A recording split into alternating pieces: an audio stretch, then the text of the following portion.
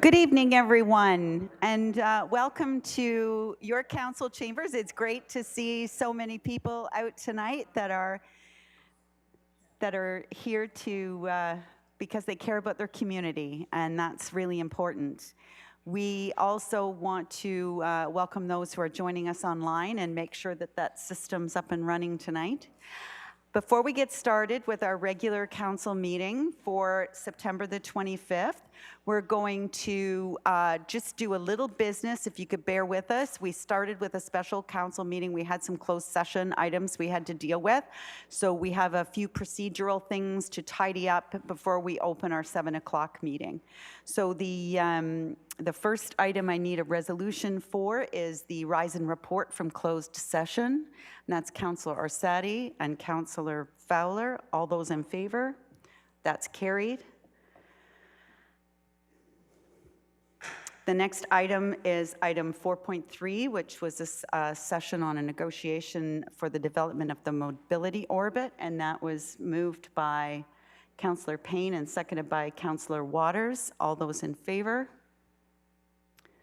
The next was direction given regarding a series of appeals to the town's official plan, and that is moved by Councillor Fowler and seconded by Councillor Van Berkel.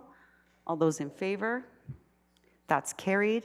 And finally was regarding employee matter, and that is moved by Councillor Nicol and seconded by Councillor Payne. All those in favor? That is carried. The confirming bylaw for that meeting is moved by Councillor Ices and Councillor Fowler. All those in favor? That's carried. And adjournment from the special council meeting is Councillor Nicol, as always, and Councillor Waters. All in favor? That is carried. And now we just have to wait 1 minute until we can start our regular council meeting and ask the clerks if there's any open forum items. Thank you.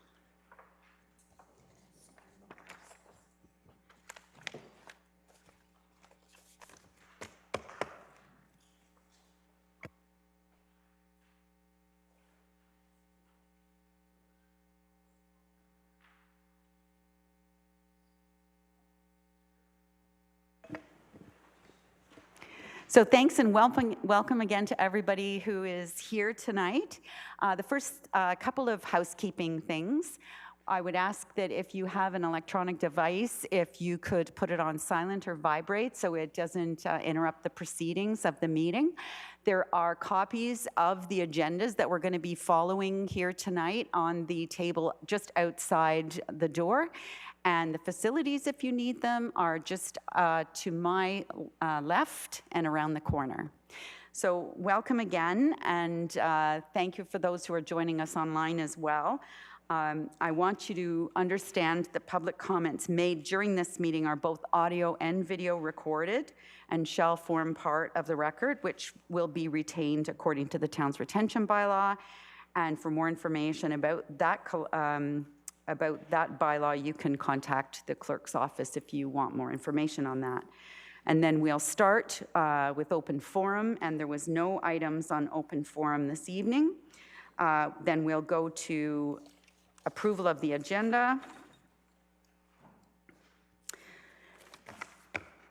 And the approval of the agenda, we had some, did we have some amendments or additions on the supplementary? Is that included on this, or? It's already included. Okay, great. So the approval of the agenda as presented, moved by Councillor Orsatti, seconded by Councillor Ices. Any amendments to the agenda? Seeing none, all in favor? That's carried. Next, I'd ask for disclosure of interest, if there's any disclosures of conflict of interest from members of council. If one becomes apparent to you during the meeting, just please let the clerk's offices know so that it can be recorded in the minutes.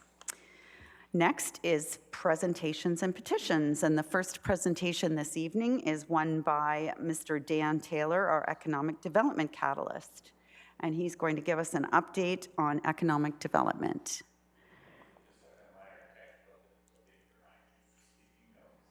Okay, if with council's concurrence, then what we could do then perhaps is deal with item 5.2 and then go back to item 5.1. Is council okay with that, just with a show of nods? Okay, so item number 5.2 was a petition from Mike Borg and Lori Wallace, residents, regarding C4, which is the Tromi land exchange proposal. Now, Madam Clerk, do we know if Mike Borg and Lori Wallace are with us tonight? You are? Okay, did you already present it to the clerk's office? Did you have any remarks you wanted to make for like 1 or 2 minutes? In a little while?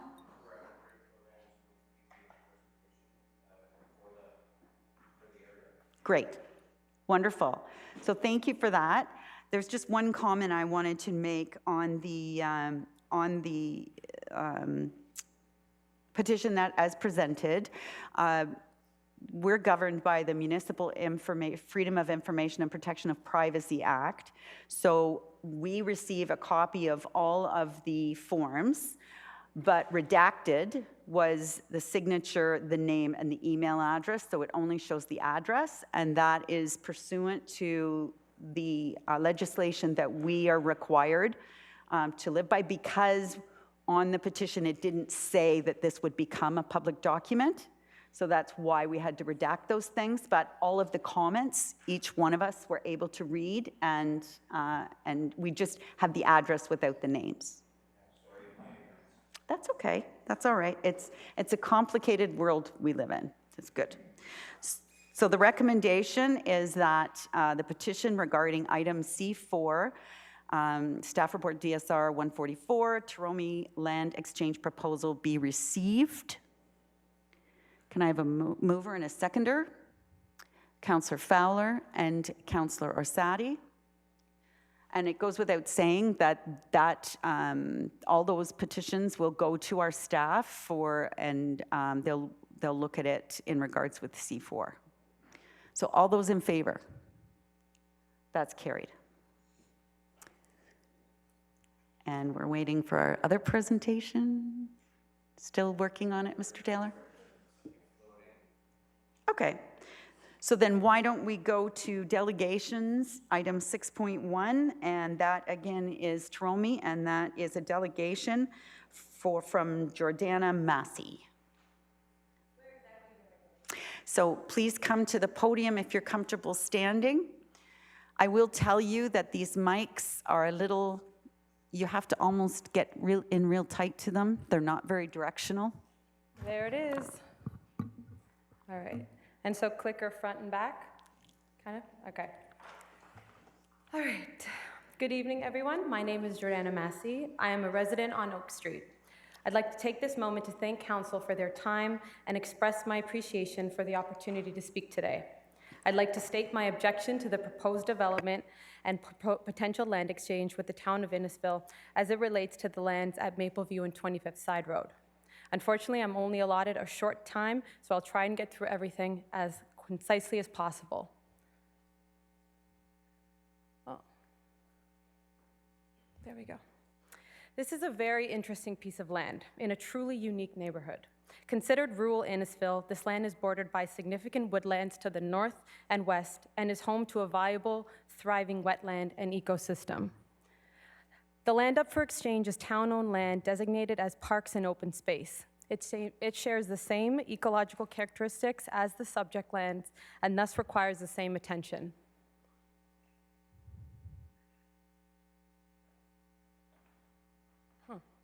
There we go. Among many of our concerns, which I will have not nearly enough time to touch on, I will be addressing the most important ones as they relate to the proposed land exchange and how it plays a pivotal role in preventing the entire destruction of this wetland. In order to make sense of where we are today, we must go back and look at the series of events that have led us here. Back in 2006, when the town released its official plan, the land use for the space was designated as a natural environmental area. You can see that it is a part of a network of woodlands and wetlands that move throughout the area. Fast forward 12 years, and when we compare the new land use, we can see that the subject lands previously designated as natural environmental area have been changed to future urban. No other natural environmental areas have been changed. They are still part of a larger network of these key natural and hydrological features, but yet this special piece of land has been deemed future urban. When the 2006 official plan designated these lands as natural environmental area, the landowner appealed it 18 times. If you have to appeal the official plan 18 times, is that development really what's best for the town?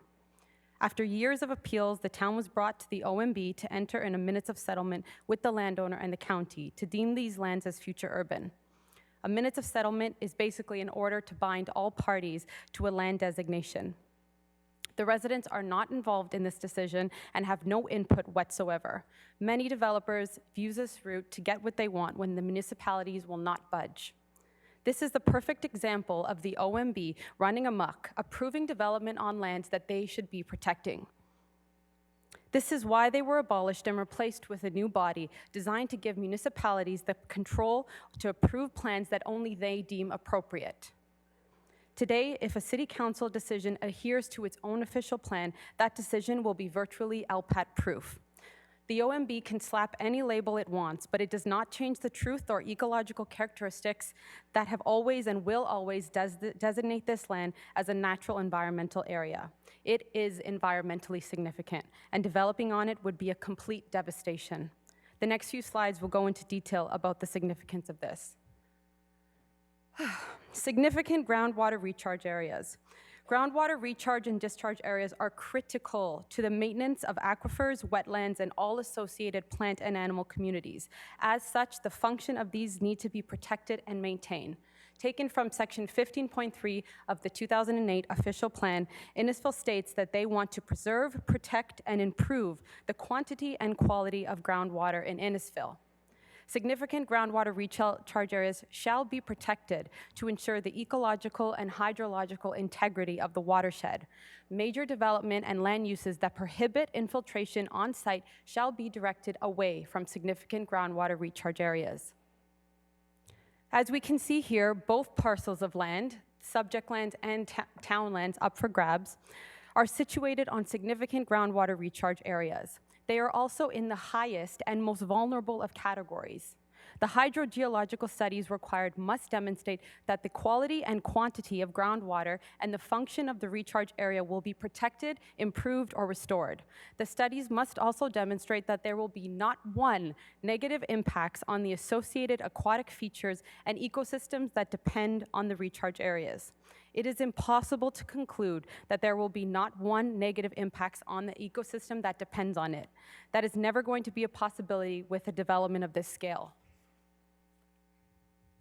Moving on to highly vulnerable aquifers. These are particularly susceptible lands susceptible to contamination of groundwater from the activities on the surface or shallow subsurface. Almost the entire site and the town's lands are on highly vulnerable aquifers. In this case, there is high potential for contaminants at the site to seep into our groundwater, our drinking water.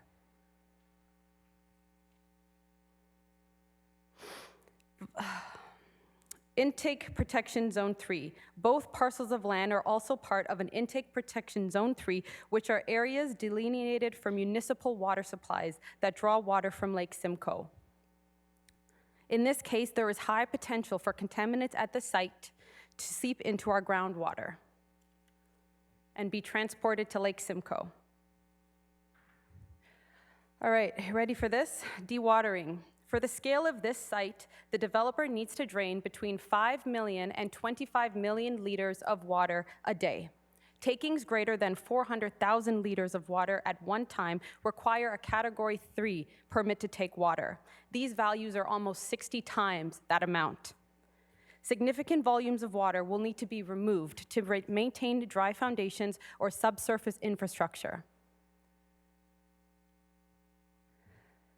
So what happens to the surrounding 89 wells within a 500-meter radius when you drain all those millions of liters of water a day? I think you can figure that out for yourself, but if not, it guarantees basically that our wells are dry and our water source is gone. Unevaluated wetlands are wetlands which have not been evaluated but still meet the criteria of being a wetland, being seasonally or permanently flooded by shallow water. My partner and I have spent the last year documenting these lands and the town lands, and let me tell you, they're full 10 months straight out of the year. I don't even know if I have time to go into this. There is not even enough studies to prove that this development does not harm or contribute to the destruction of wildlife corridors and habitat. Stepping aside from the environment for a slight section, let's look at Innisfil's intensification study. The strategy for intensification, as stated in the official plan, states that the town will protect and maintain stable residential neighborhoods from infill, intensification, and built form that is out of keeping with the physical characteristics and heritage of those neighborhoods. Does the development fit in? Does it respect, reinforce the physical characters, buildings, lots, streetscapes of the environment and the neighborhood? This is my beautiful street, Oak Street. Incredible trees, unique, one-of-a-kind homes, a truly eclectic and sustainable neighborhood. Now, we have not seen any visuals as to what this development will look like, but based on the plan for subdivision and characters of clear-cut subdivisions, we have an idea. Do these two neighborhoods fit together? How will our current neighborhood connect to this? They don't, not even a bit. They are so very different at the core that trying to squish them together is a bad joke. Terrible, terrible urban planning. I'm running out of time, so I'd like to leave this and wrap it up here. The photo on the left was taken in June on the subject lands. It is truly unbelievable in there. I have a feeling not many of you have actually walked through it, so I thought that this would help you see what we see. It is an incredibly rich, diverse piece of land, healthy, vibrant, sustainable, all on its own. The image to the left would be what would replace it after the land was drained, filled, and paved. A road and rows of copycat houses. The development and land exchange proposal are so unbelievably wrong for this piece of land. Had the OMB not ordered the town to change its designation, we would not be here today. The developer has stated in the executive summary that the parcel they are willing to trade with the town is home to the most mature woodlands and wildlife habitat, and thus a more environmentally sensitive area. Why would you give them more land to carve out in exchange for a piece of land that should already be deemed protected? If he can't develop on the most environmentally sensitive part of his land, aka the southernmost portion, then do not allow him to develop on it, period. Don't offer up an alternative for them to destroy and make more money from. This is only about money. We are in the middle of a global climate crisis. Coincidentally, this week, there are climate strikes all around the world. On Friday, September 27th, young people like myself are leaving their work and schools to strike to policymakers. My generation is dealing with the aftermath of our previous generation's terrible decisions, the ones where they put the environment at risk to capitalize on economic growth. The environment should be at the front of every decision maker's mind. Does this harm the natural environment? Does it put species, water source, our residents at risks? This isn't just about our beautiful neighborhood losing a few trees. This is about our water source. You have the evidence to show how much you are putting our water source at risk, and yet you are still entertaining this. Who has stated to myself and others that you are still entertaining this man, who has stated to myself and other residents that this development is for his retirement? Ms. Massey, I'm just going to ask you to wrap up if you can, I'm on please. my last We've one. been about double the time. Okay, thanks. Has anyone set out any positive reasons this might have on the environment and community? No, not because there aren't any. Not one positive change this will bring to our community, only a long list of negative ones. We have voted you in to represent us, to have our best interests in mind, to protect our environment when it needs protecting. We are all watching, we are standing by, and we are ready to continue this fight. This is just the beginning. Thanks. Thank you very much.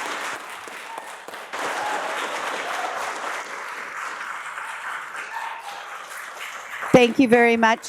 Ms. Massey, if you want to step back up there, please. There might be questions or comments from the group. We'll see. So questions or comments from members of council? Councillor Fowler?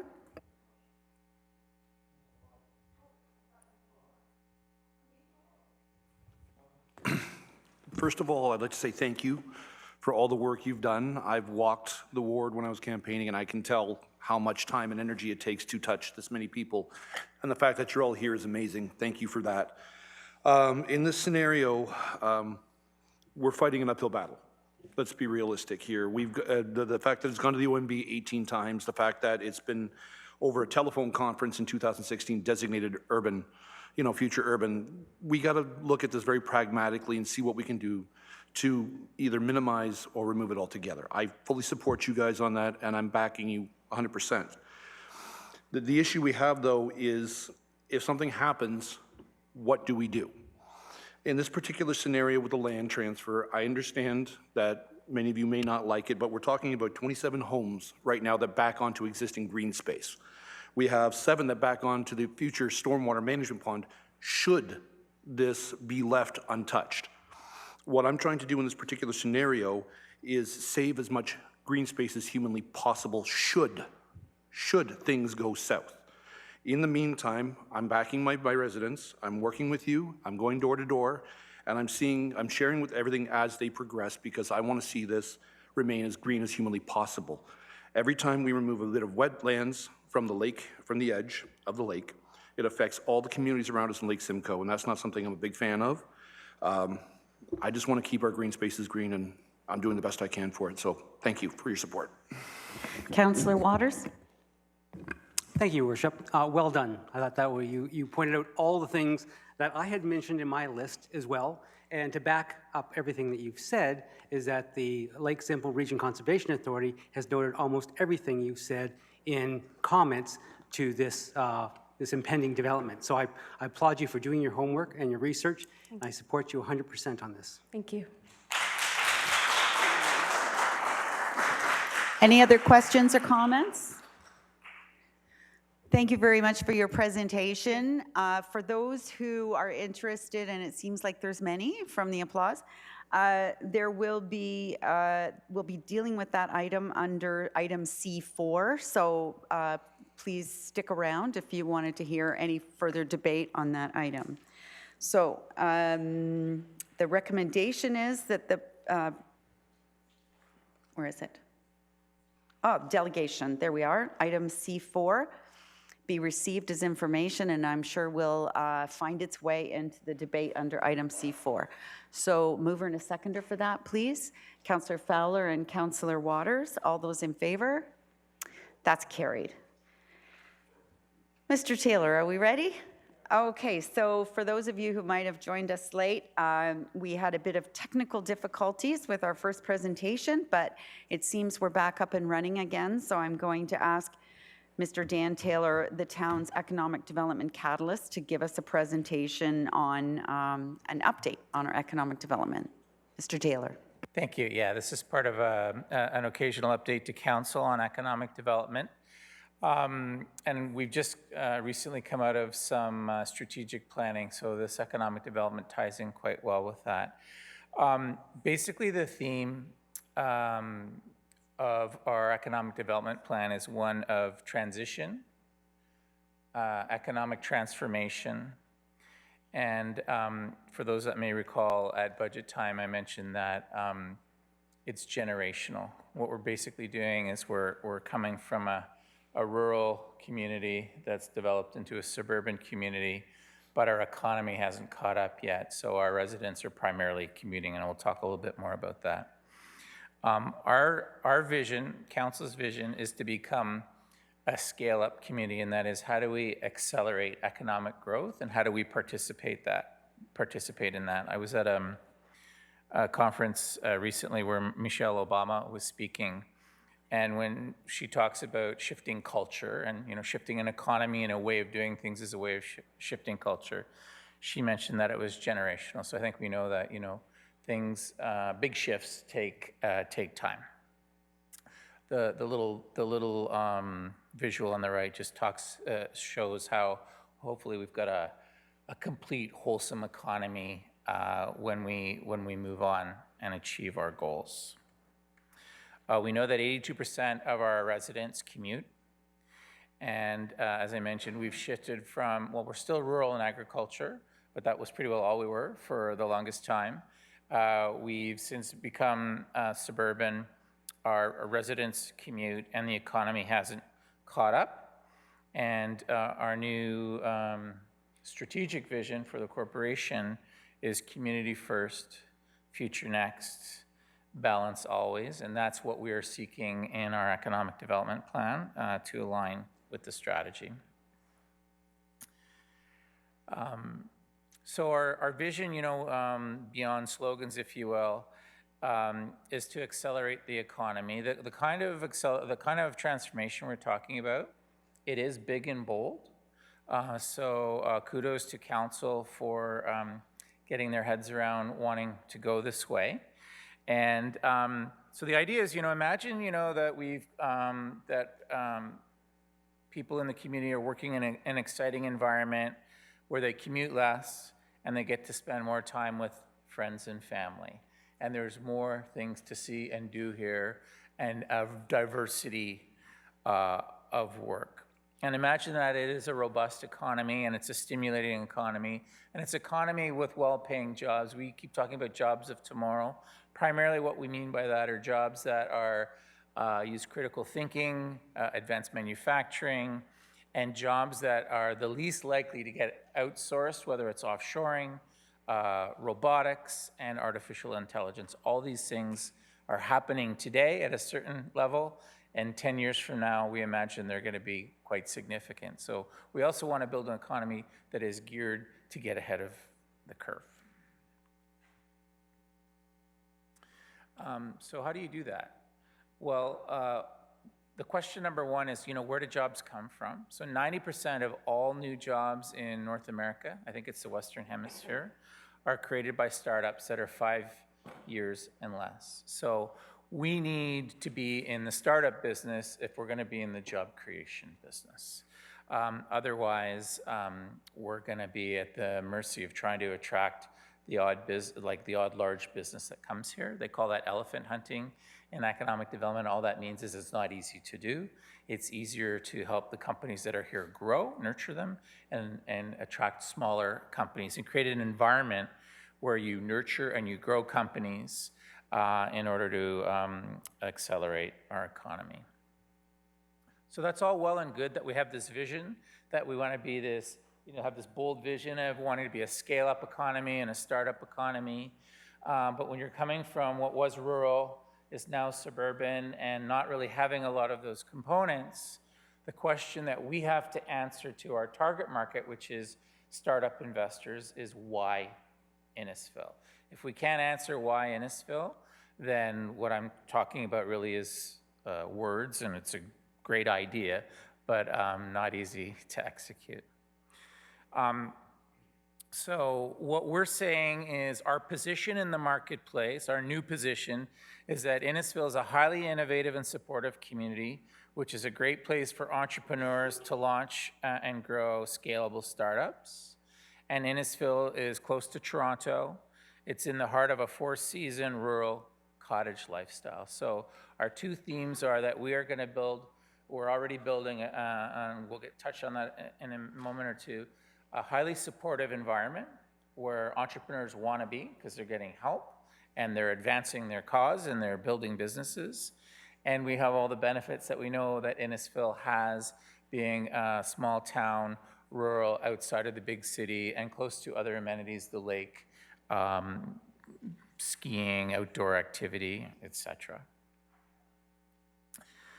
So our brand, which this is not what we publish, this is what we think and how we think about ourselves, is that Innisfil's startup mentality is transforming our community. I probably don't have to share all the innovation that's happening here already. We know a lot about, cryptocurrency and Uber, et cetera, et cetera. So we want to build on that momentum, and we want that to be part of our brand, so when the people think of us, as they're doing already, they're coming to Innisfil with innovative ideas, wanting to set up businesses and do interesting work. So our why is that we believe that local prosperity will connect the community of Innisfil, okay? And startups will build a resilient local economy. We've heard the term sustainability, creating jobs of tomorrow, and improving our residents' quality of life. This is really getting out of the 90 to 240-minute commutes that people do every day and spend more time in the community and become more engaged. And to do that, we are developing this support network where entrepreneurs have a higher chance of succeeding than they would if they were on their own. So that's a bit of background. I know it's a bit repetitive in that most of you have heard that before.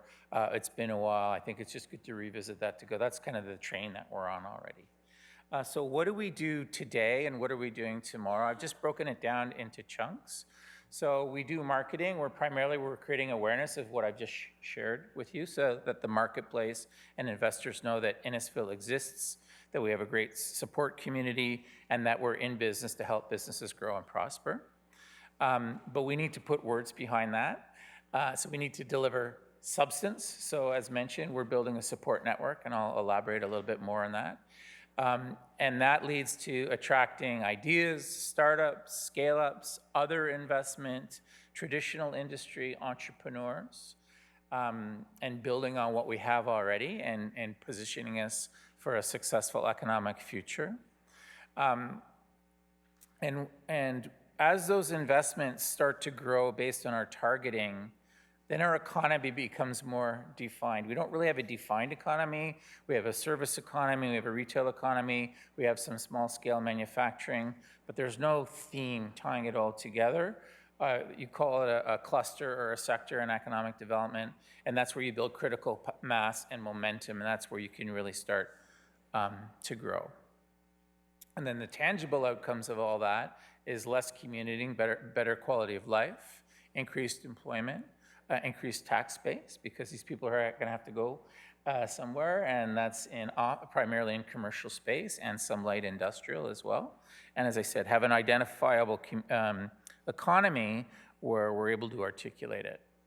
So we've been doing a variety of marketing over the last little while. The most recent stuff that we're doing now is we're out to the marketplace and we're letting people know that we are in the idea business, the startup business, the scale-up business, the lifestyle business, and the partnership/innovation business. So we put content out every month.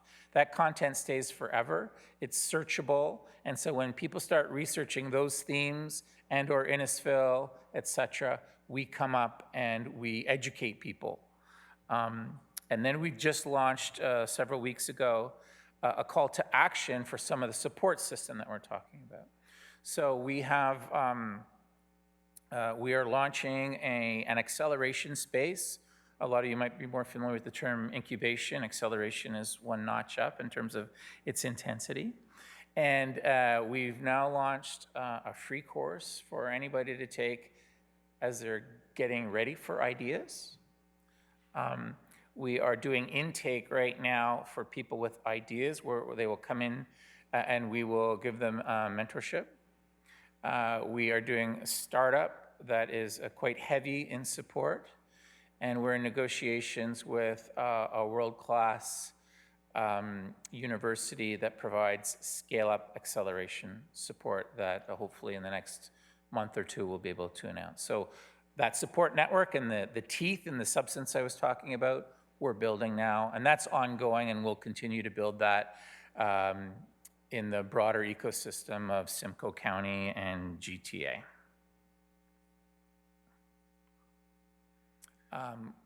Because of all the innovation that we've done, we get a lot of inquiries about working with the town of Innisfil, possibly even an overwhelming amount of inquiries in terms of the need to service them. So we, I don't think this is up online yet, but it will be shortly. So now what we're doing is we're saying if you've got an idea, we're open and we're interested, but we'll do an intake form, screen them, and I'll just call it a loop. If they're not ready, we put them to do some more homework.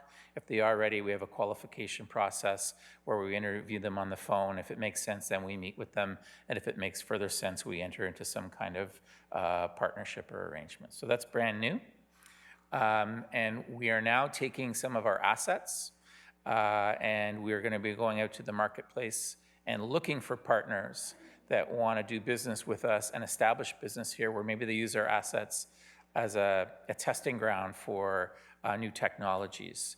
And we would have a similar process. So let's call it a screening process to find the best folks. We talked about space, and space being a bit of a challenge. This is a video. Hopefully Lee or someone can just press go. This is our, maybe, yeah, well, actually you can do it. There's no words. There's no audio. So Tim Kane's group over the years has come up with some fabulous planning documents. We took those planning documents and we created this 3D video that basically takes those principles and shows people what Innisfil could look like along Innisfil Beach Road. This is from Tim Hortons down to not quite the lake. This is intended as inspirational and aspirational. It's not prescriptive, although the group that we did hire, any of these buildings you can see fit within our planning policies and could be built within our policies. So we are taking this video now and we're turning it into what I call a product, and we will be taking the product to the marketplace to current landowners, current developers, and future investors to share our vision. We're going to look for people that like and buy into the vision and build accordingly.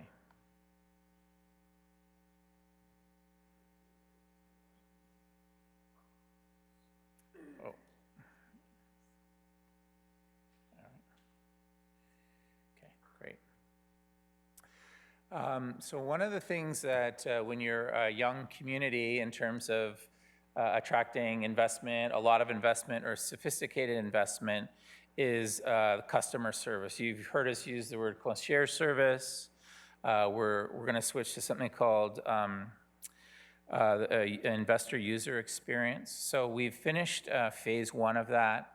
We're just getting, the ink's just drying on the document right now, which has kind of assessed, how we're doing and how we could do better.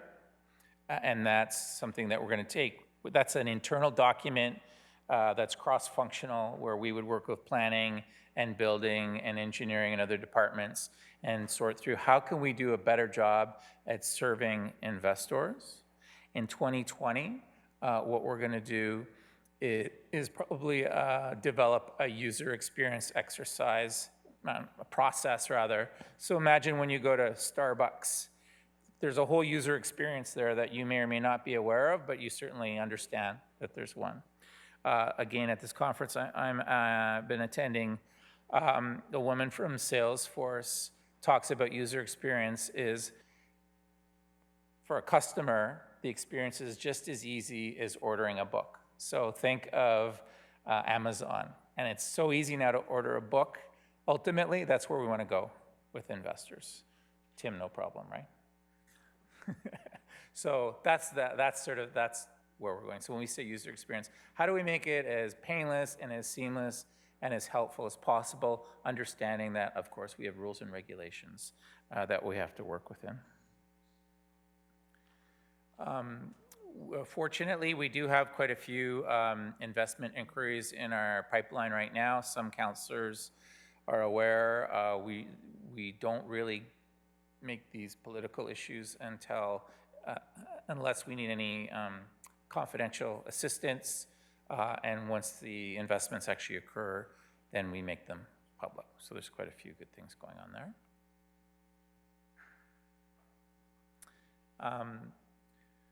We do have, speaking of crisis, we do have a crisis, and our crisis is that we have a developable industrial land and commercial office space crisis. There's almost none of the above.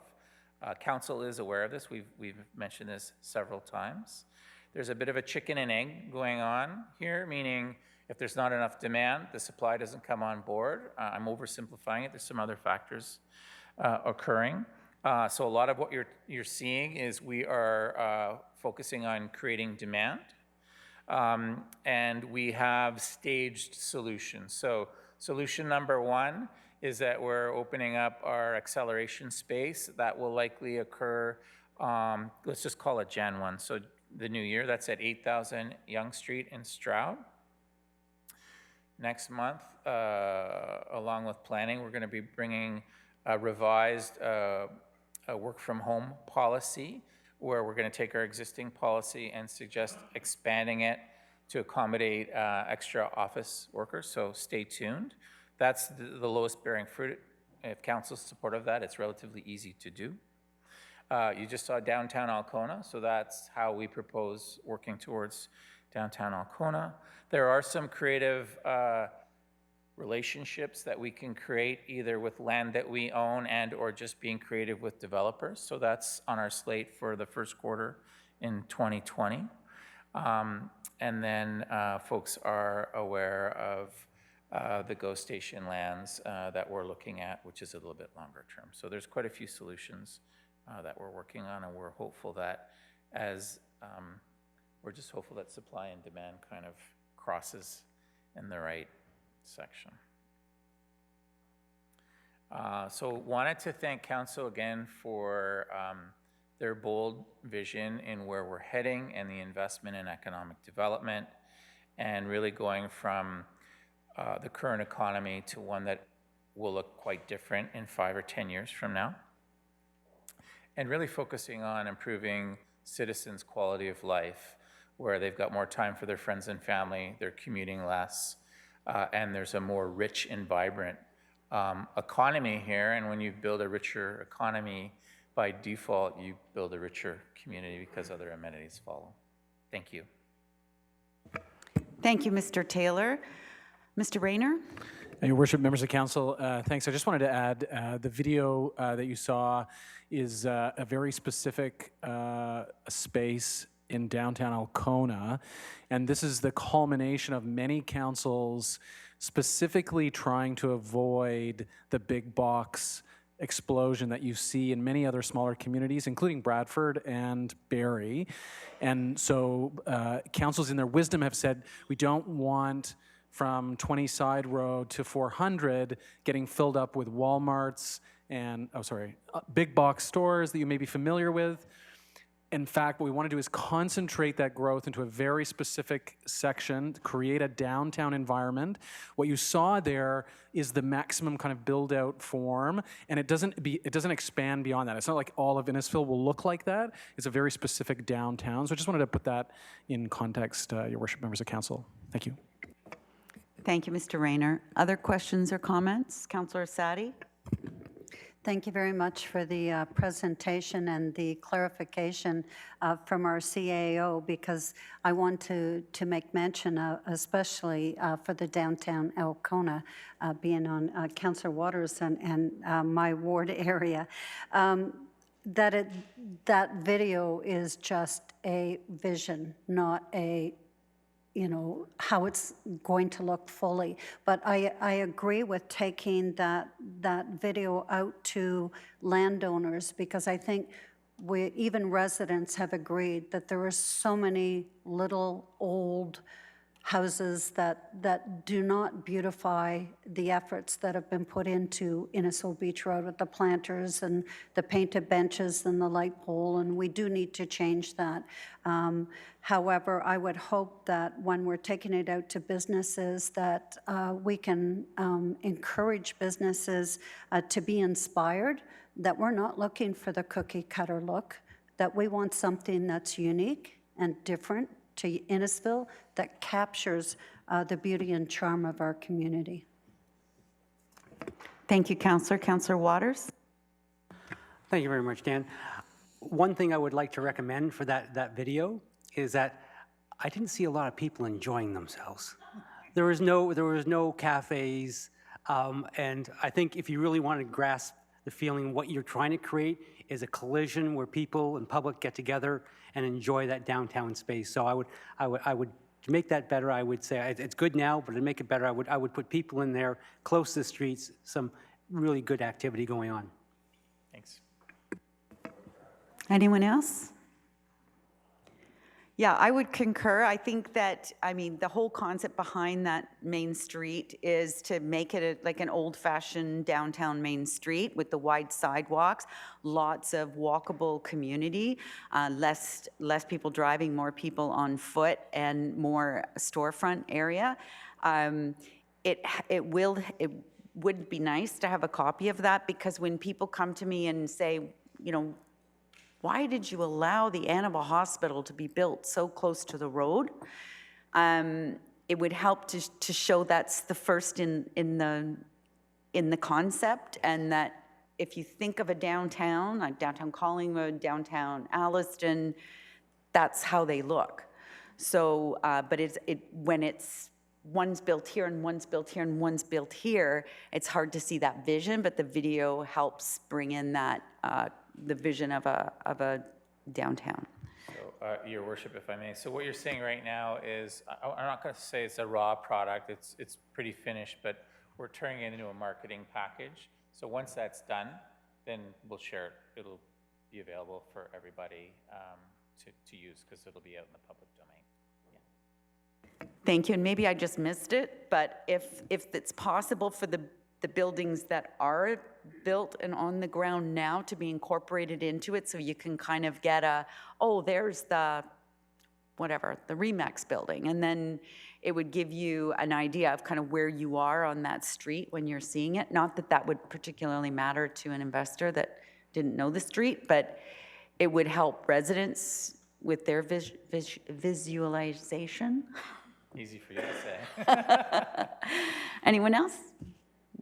No, that's very exciting. Thank you very much, Mr. Taylor. And we have a recommendation to receive for information, moved by Councillor Payne and seconded by Councillor Van Berkel. All those in favor? Opposed? That's carried. Next, we're going to get back onto our regular agenda track now. So we'll go to item 6.2, and that is Mr. Kaza, who's going to speak in regards to a staff report that's on tonight, item 6.3, which is regarding municipal accommodation tax. Welcome, and Mr. Jefferman's coming with no apples.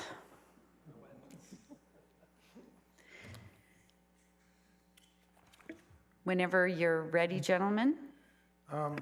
Madam Mayor, I do have some handouts. If I could ask the clerk, if you have a clerk, to pass them out to you.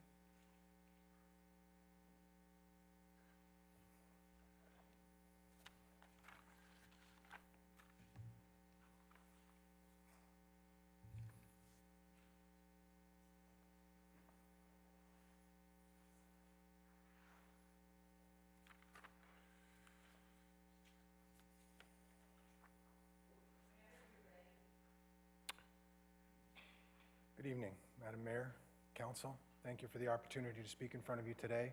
While I appreciate the growth and the vision of moving Innisfil forward, I honestly believe we cannot forget where we came from. My family has lived continuously in the township and now the town of Innisfil since 1938. I personally have owned property since 1977. I am dismayed by how our residential... I am dismayed at how the residential neighborhoods are under attack by what's called Airbnbs. We live, Mr. Jefferman and myself, we are the representatives of our neighborhood association. This past summer, an old neighbor's home was sold, and new neighbors came in and they opened up an Airbnb in it. They are changing every 2-3 days, putting in people in there. The case that I provided you with, which is very interesting because I go to your planner and they said if it's not designated, therefore it's allowed. Yet I give you Rose and Ree, and I take you to paragraph 45, which I'll just read it quickly. These are distinctive commercial entities with the goal of making profit. That's what these are. When I said this to your planner, they're going, oh, well, no, it's not designated within a residential zoning, therefore it's allowed. That is a submission makes me angry, quite frankly. The OMB has made the determination that this is a commercial entity. These people do not live there. They show up 2-3 times a week to change it over. They are drunks. There are large groups of people that are partying in there. The very essence of our neighborhoods are under attack, plain and simple. And this is right throughout the whole of Simcoe County. This is not just Innisfil. We have Midland, we have Collingwood. This is the, you know, I'm assuming I do not have time to go through this in any detail, but made the determination that small communities, this should be disallowed, and that's what's happened. And that's what we're asking for here today. I know I don't have much time, so I was not aware of the time constraints, so I had quite a long presentation. So we have now new neighbors that have come in for about 3 months. Incidentally, we now have skid marks all the way up and down our roads. We have people that are drinking. We have children that are afraid to go down. We have a beach access at the end of the street. We have children that are afraid to go down there because of large groups of young people are down there drinking and carrying on. This is a real problem for the essence of what Innisfil Township is. Mr. Taylor wants to see the growth of Innisfil Township. I cannot disagree with that. But again, we cannot forget where we came from in Innisfil Township, and that is community. That is neighborhoods. That is, Mr. Jefferman and I have been neighbors for 30 years. He is an apple guy. He's probably the only apple guy that would give out apples that are dipped in candy on Halloween, and we would trust him to do that. We know each other there, and we are a community, and it's a real bad spot on our community. It makes us scared to do things, it makes us afraid to be what we normally would be. So it is... It is a huge problem. Large groups come up here and they're eager to party. We don't know where they are, who they've come from, or are they going to come back? There's late noise, loud music, trespassing, foul language, garbage, parties into the wee hours of the morning. Last night they were installing a septic or a hot tub. Then there's the issue of the environmental issue. They have they bought at least a 40, 45-year-old home. Their septic system. It's not made to take this kind of usage, to have 15, 20 people in this. You can rent, and I've given you a copy of it. That's their advertisement that's on this Airbnb site. Airbnb is a business that you can advertise it on. It is a business, plain and simple. Mr. Jefferman has approached them. The neighbors on the other side have approached them. They go, oh, I'm well within my rights. I disagree. This is a commercial zoning. We respectfully ask, we demand that they be shut down by the bylaw. I come to the bylaw. We just came to the township on Thursday, so that's why I appreciate I don't have a nice big PowerPoint presentation. We have what we're saying is a major problem in Simcoe County and a major problem in the town of Innisfil. What is our council going to do to stop that? You have the OMB that's made a decision that this is a commercial entity. We are a residential township, not a commercial area. We are zoned residential, that is correct. Again, Oro Medonte, the people, short-term rentals are not allowed. There are injunctions in place to stop this. So why is this council not stopping this? You know, even the definition, I don't even have to go into the definition of it because it's right in the case that I provided you of what it is. You know, the character and stability of existing neighborhoods shall be generally be maintained with the redevelopment of similar uses. That is in the case. I have another one which I'll pass out to you when I'm finished. I have 1 minute and 19 seconds, so I better hustle up here. The other big issue is liability. Liability is huge. They go down to the beach, somebody slips and falls, they sue the neighborhood, or they sue the township. You know, everybody's at risk here. Again, I made note of the environmental issues. Simcoe.com had a very appropriate, and I'll pass that out for your later reading, in which they talked about Oro Medonte, and they called them ghost hotels, and that's effectively what they are. There's even articles that talk about corporations that are buying Airbnbs, because these people are making money. They're charging $300, $400 a night in some cases. The very fabric of our community is being destroyed. While I appreciate growth, again, let's not forget who and where we came from. This is a commercial application. There are security issues, liability issues, health and safety issues, loss of enjoyment to us, and nuisances, to say the least. We live in a quiet community. Our kids have grown up together. Our grandkids are coming here. I had a new neighbor who's only lived there 4 years who's afraid to send his daughter down. She went down one day, and there was a group of guys all drinking up down there. What do I get told when I come to the township? Oh, call the bylaw if they're making noise after 11 o'clock. Oh, our bylaw's not open after 11. You see our frustration.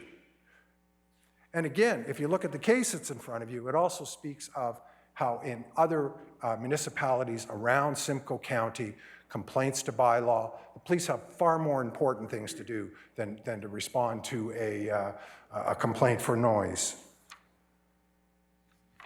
When we speak to them, they go, we're allowed to do this. Total indignation, total disrespect. We're frustrated. We're extremely frustrated. We need, and again, another important issue was tax values to the municipality, something that we're trying to raise. Our property values are going down. Then I'm going to suggest to you our MTAC values are going to come down, which is going to directly affect the money in the pockets of the council of the town of Innisfil. Nobody wants to buy a house beside an Airbnb. This is in Oro, Aurelia, Severn, Midland, town of Collingwood, and they're all saying it right now. Stop right now. Short-term rentals are not welcome. That's just a petition. We've only done this in the last 2 days. We have 40 out of our 57 lots in our subdivision. A lot of long-term people were away this week. We're going to pump that probably up into the 50s by the time we're finished. Subject to any questions? That's my submission. 20 seconds over. That's fine. Thank you so much for your submission, and I will let you know there is an item on the agenda tonight regarding short-term accommodations under item C3, so you might want to stick around and hear some debate if there's any on that item. But I'll first ask for council to, any questions or comments? No? Councillor Waters? I have to agree with them in terms of the short-term rentals. It's one issue to be a homeowner and rent a room out. It's something else to rent your entire house out. It is a commercial entity. And I agree with you, a lot of municipalities are having problems with it. And I'm not too sure any municipality has figured it out completely, because I know councillors up in Oro-Medonte, and I know one came pleading to the Conservation Authority to help them do something around septics. And the Conservation Authority said we couldn't help them. So I know this is a difficult issue in all municipalities, and I think the OMB has given us some opportunity to change things, so hopefully we can do that. Well, you have the OMP decision in front of you there, Councillor Waters. So there have been decisions. There's no reason to struggle with this. You have the decision from the OMB. This is a commercial zoning being run in a residential property. So the issue here is, why are we not shutting this down tomorrow? Why are they allowed to use 40-year-old septic systems? Why is there no insurance requirements? Why? Sir. I agree with you. I'm saying that now that decision's been made, it gives us some flexibility to do something about it. Thank you. Thank you. Anyone else? Thank you. I just have one point of clarification or correction. Oro-Medonte put an interim control bylaw on new short-term accommodation, but what Mayor Hughes calls the party houses are still there, but they are working on that. And it is not just a Simcoe County problem. It's happening in Kenora. It's happening in Parry Sound. It's happening in Georgina. I will share with you, the town of Georgina did a study and hired a consultant actually to try to help them through this issue, and they were kind enough to share a copy of that report with me, so I'm happy to share it with you. Also, I'm meeting next week with probably ground zero of this issue, which is Town of the Blue Mountains. Mayor Sorvera and I are meeting on, I think it's Wednesday next week, because, and it was long before Airbnb that Town of the Blue Mountains has been having that issue. So they've probably had the most experience about what works and what doesn't. So, we are doing our homework. We are looking around. Saying no Airbnb, in my opinion, won't solve the problem because there's another dozen platforms you can go to besides Airbnb and do the same thing. There has to Short-term be, rental. yes, Short-term short-term Airbnb's a is one business. of the issues. We've got a history here in Innisfil, like you said, a long history of people who have rented their cottages out for the month of August to a family for as long as Innisfil's been around. So we have to be careful. I'm not saying we don't have to fix it. We do have to fix it. But what I'm saying is we don't want to throw the baby out with the bathwater, because there are people who vacation here in people's homes and have been doing it for years and do it respectfully and polite. Long-term rental. Thank you. That's not short-term rental. Do They're it- renting for a month or more. They do it respectfully, and but we need to fix what Mayor Hughes calls so appropriately the problems or the party houses. Maybe So we're Innisfil working should set forward. precedents, maybe. I'm sorry. Maybe Innisfil should set precedents and make the law that we don't allow them.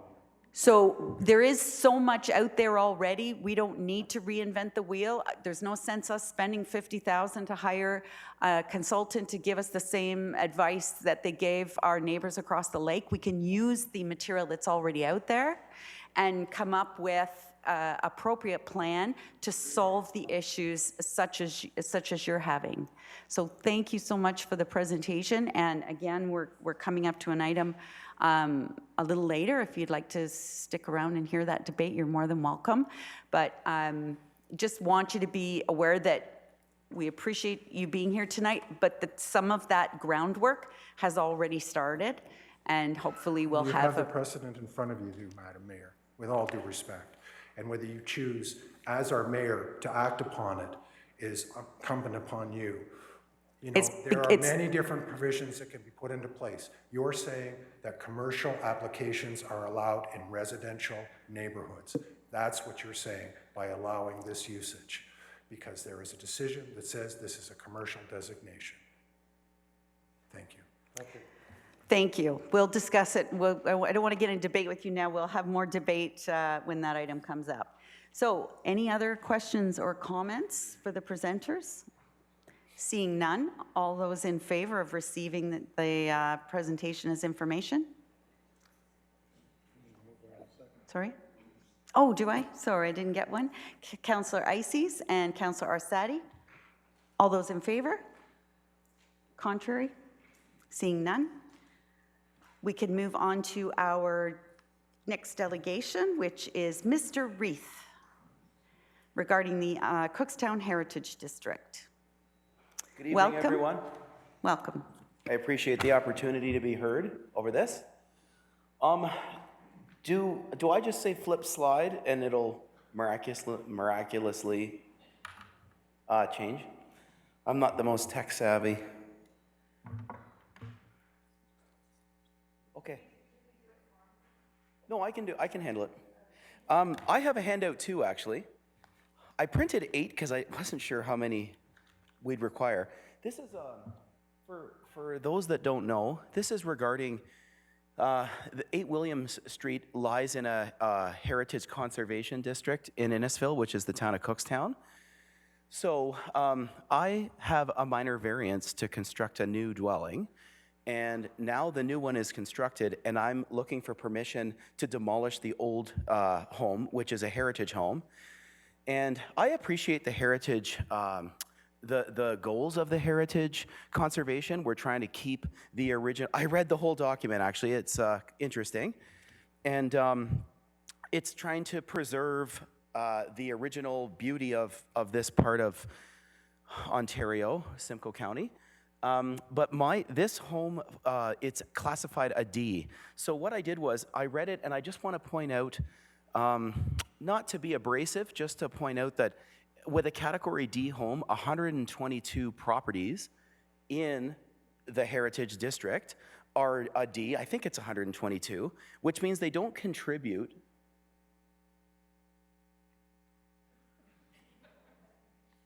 Oh, wait, can I go back? So these are just, I didn't write down a whole novel of it, but it just says heritage conservation requires that the desire to maintain and enhance existing heritage resources be balanced with the understanding that there will be situations where more significant changes and/or demolition may be required. That's from the Heritage Act. And contributing buildings in the Cookstown Heritage Conservation District shall not be demolished and shall remain in situ within the existing context. Where a building has been severely damaged by fire or other calamity, or if a building is determined to be non-contributing to the heritage character of the district, the existing building may be considered for demolition or replacement in accordance with the policies and guidelines for new buildings. And then by using established criteria, each property within the conservation district boundary was evaluated with respect to their aesthetic, historic, scientific, cultural, and social or spiritual significance. The evaluation resulted in 123 buildings of the 212 evaluated being classified into A, B, and C. The buildings contribute to the heritage character of Cookstown. The remaining 89 buildings are classified as Group D, so it's 89 of them. So this one is a D, and just for the Heritage Committee, because I realize that demolition is strongly discouraged, and I understand it. So this home on the property is in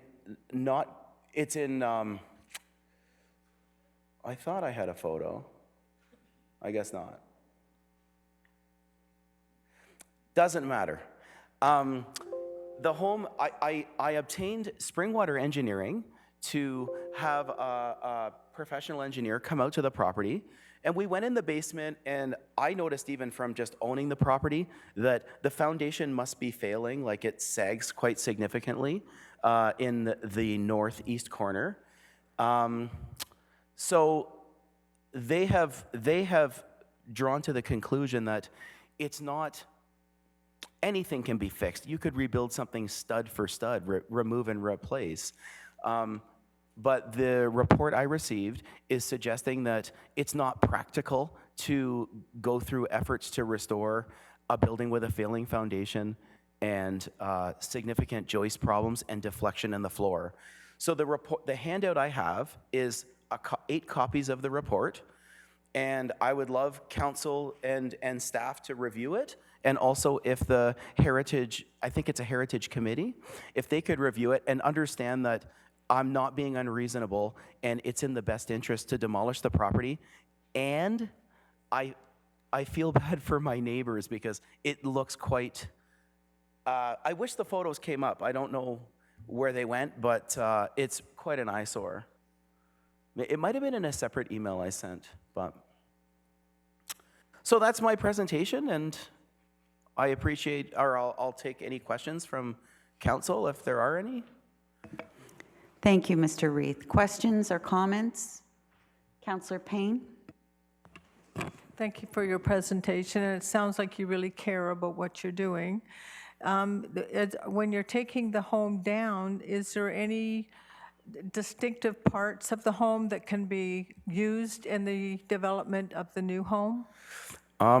Councillor Payne, that's a good question, and the answer is no. Actually, no. What it is, somebody had some white siding on there that made the home look more attractive in pictures I've seen that staff has. And the bank, there was asbestos in it, so the bank made us take that off, and that wasn't even heritage. And different people have done different things over the years to this home, so there are no original windows, no original exterior cladding. Even the porch is not, like in the report, they're very interested in Edwardian and Victorian architecture, and it's clearly seen on the main streets of Cookstown. This doesn't even have that. Okay. So to answer your question, no, there are not, or I would keep them. Okay, that's one of the things that they ask, if that needs to be demolished, that we try to save something that can Absolutely. be used in the new building. So at least you tried. Yeah. And we thank you for that. Thank you. Okay. Councillor Waters? Thank you for your presentation. Just a few, oh, there's some pictures right there. My questions are pertaining when you purchased the property and prior to building the house, was there any type of commitment as part of the building permit that that house would be remaining there? Yes, that's where My own ignorance, I signed to get my building permit, and I guess what had happened is there was some information in there that said that I would make every effort to do everything I can to possibly repurpose it. So I've heard from the Heritage, maybe make it a potting barn or a drive shed or whatever it may have been. And that's why I got I wanted to prove the disheveledness of it, to show that it's not worth it. And that's probably why when the Heritage, it said that M consultants were obtained to do it, and they revised this twice. And I think that's why it got labeled in the 89 category D non-contributing, because it doesn't offer anything of significance. Do you know what I mean? Okay, thank you. Thank you. Councillor Asadi? Thank you. I was going to say before that it was nice if we could see the picture. One of our staff members, Oh, if there you you saw go. us moving, actually brought us a cell phone with a picture on it. Oh, okay. But they showed us a different house. So is this the house? Well, that is the home. That is the property. It's been let go. Like, it looks quite charming there. Like, it really does. Okay. But it's not like that. Yeah. Like, it's really like, Yeah. So Yeah. what I was going to say is thank you for your presentation, and it helps to look at a picture that certainly that house needs some TLC, but I would be wanting to see a report back from the Heritage Committee as to their response on this, but Yep. thank you. well, thank you. Any other questions or comments? Councillor Payne? Thank you, Your Worship. Just looking at the one that we have on the phone, on the phone here.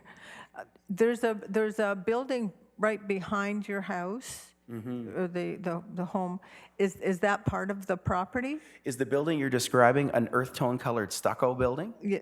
I don't know if it's stucco, but it's sort of a brown, looks like a Barney type. That is the neighbor's property on the corner. That's a brand new home, Oh. I think.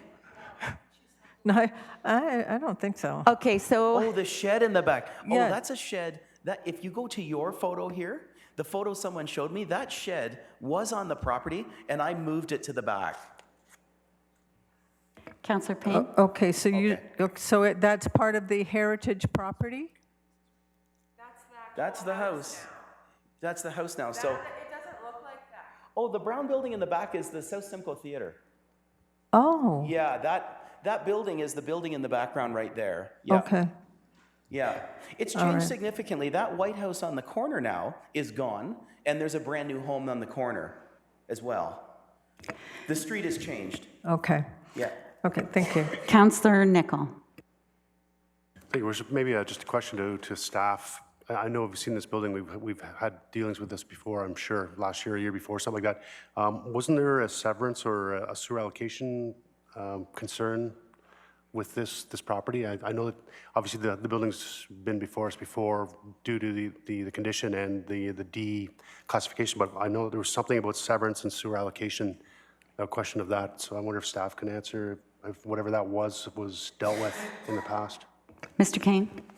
Through your worship to Councillor Nicol, servicing and allocation has been committed for this property, so this will be the next stage about how it gets used on this property. Anyone else? Mr. Reith, have you been before the Heritage Committee? I think I've been before Heritage because I built my new home there.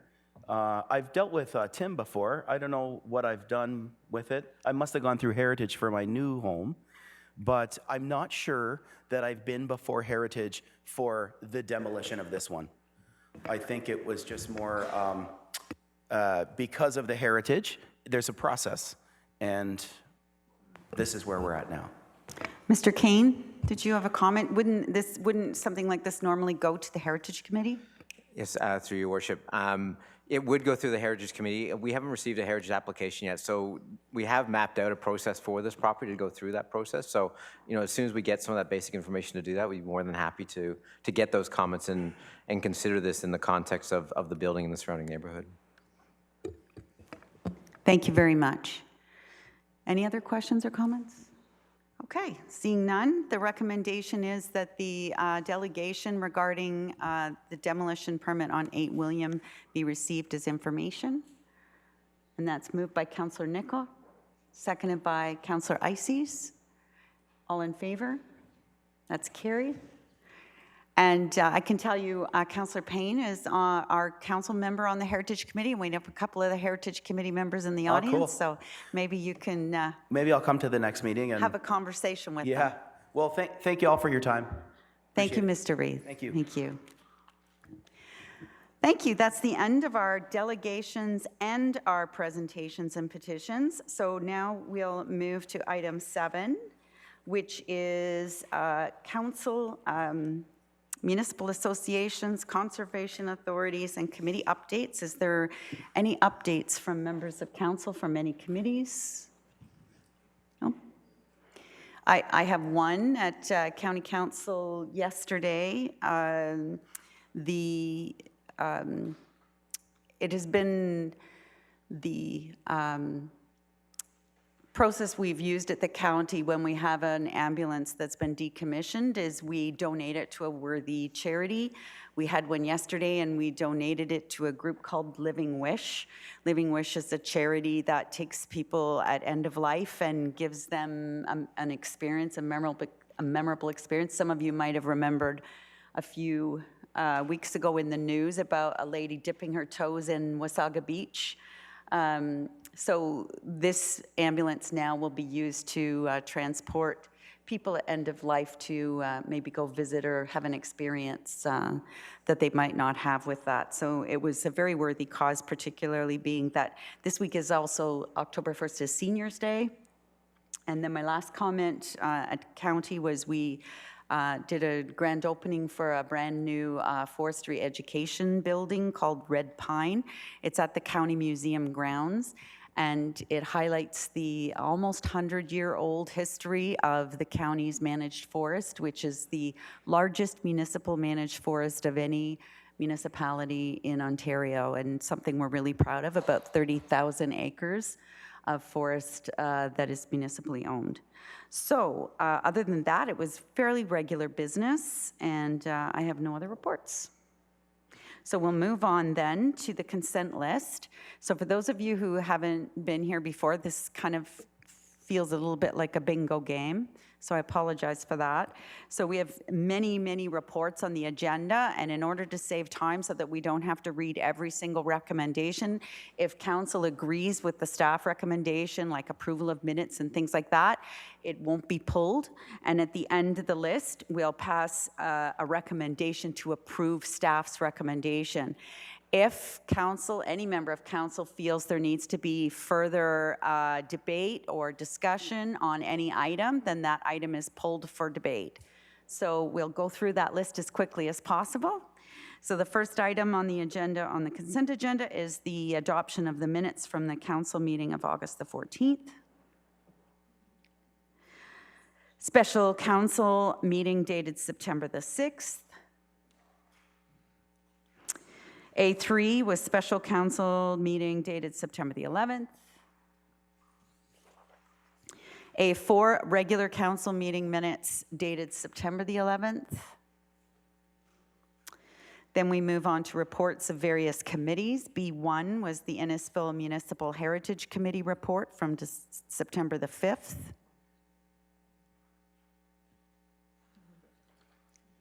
Next is staff report. Staff report C1, which is a new roads bylaw. Councillor Ices? Refer to committee. Thank you, Councillor. Item C2, Circle Park Wetland. Councillor Nicol? I don't need to pull this, just to mention to staff that I did email about 24 people in that general area. I only got 2 responses back. One was thanks, and the other was great idea, thank you. So it's well received so far, so that's it. Well, that's really good news, because that was actually going to be my question. Were the adjacent landowners in favor? So that's really good news. Thank you. C3, that's the municipal accommodation tax on the Airbnbs. Councillor Fowler. Referring to committee. C4 is the Tromi Land Exchange Proposal. Councillor Fowler, refer to committee. C5 is the 7th Line and St. John's Road Traffic Study. Councillor Sadi.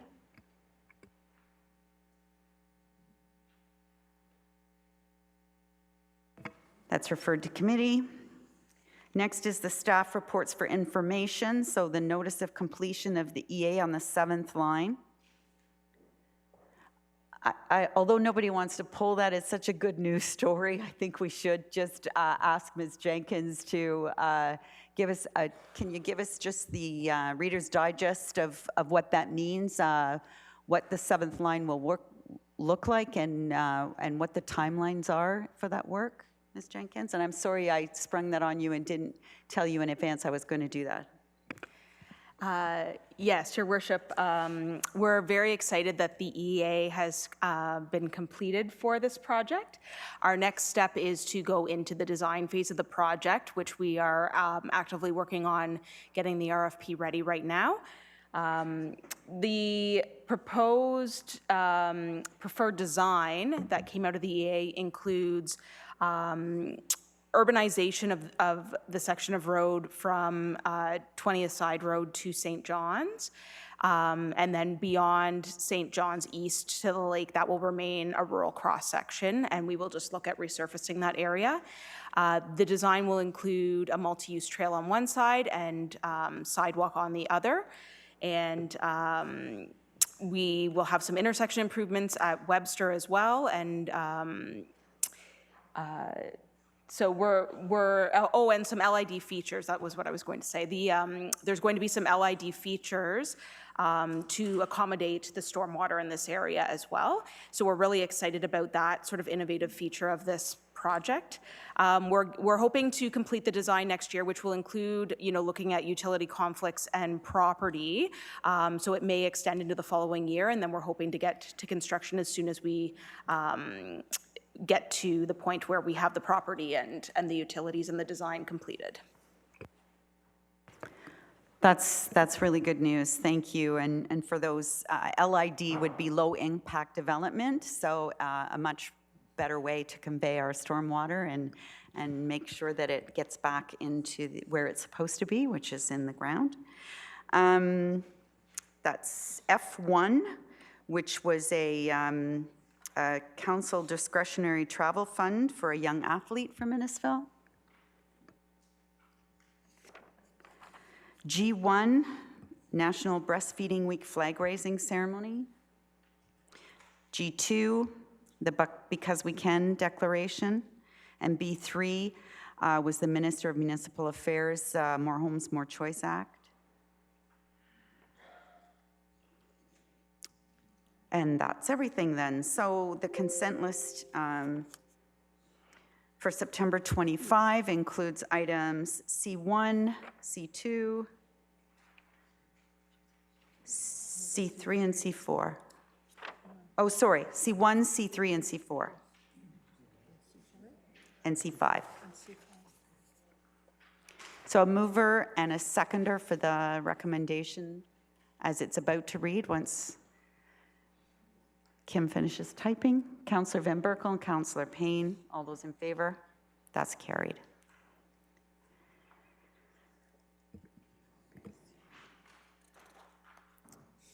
So next we'll move into resolve into committee of the whole. Mover and a seconder, Councillor Nicol, Councillor Van Berkel, all in favor? That's carried. We're in committee of the whole. So our first item of business is item C1, which is the roads bylaw, and that was referred by Councillor Ices. Thank you, Your Worship. Councillor Arsadi has agreed to second my motion to pull this to committee of the whole. I don't really want to have a motion to change on this. I just wanted to maybe highlight some of the main item that I pulled out of the bylaw that's a change that's on the floor to be debated. And that's with regards to the boulevard maintenance provisions.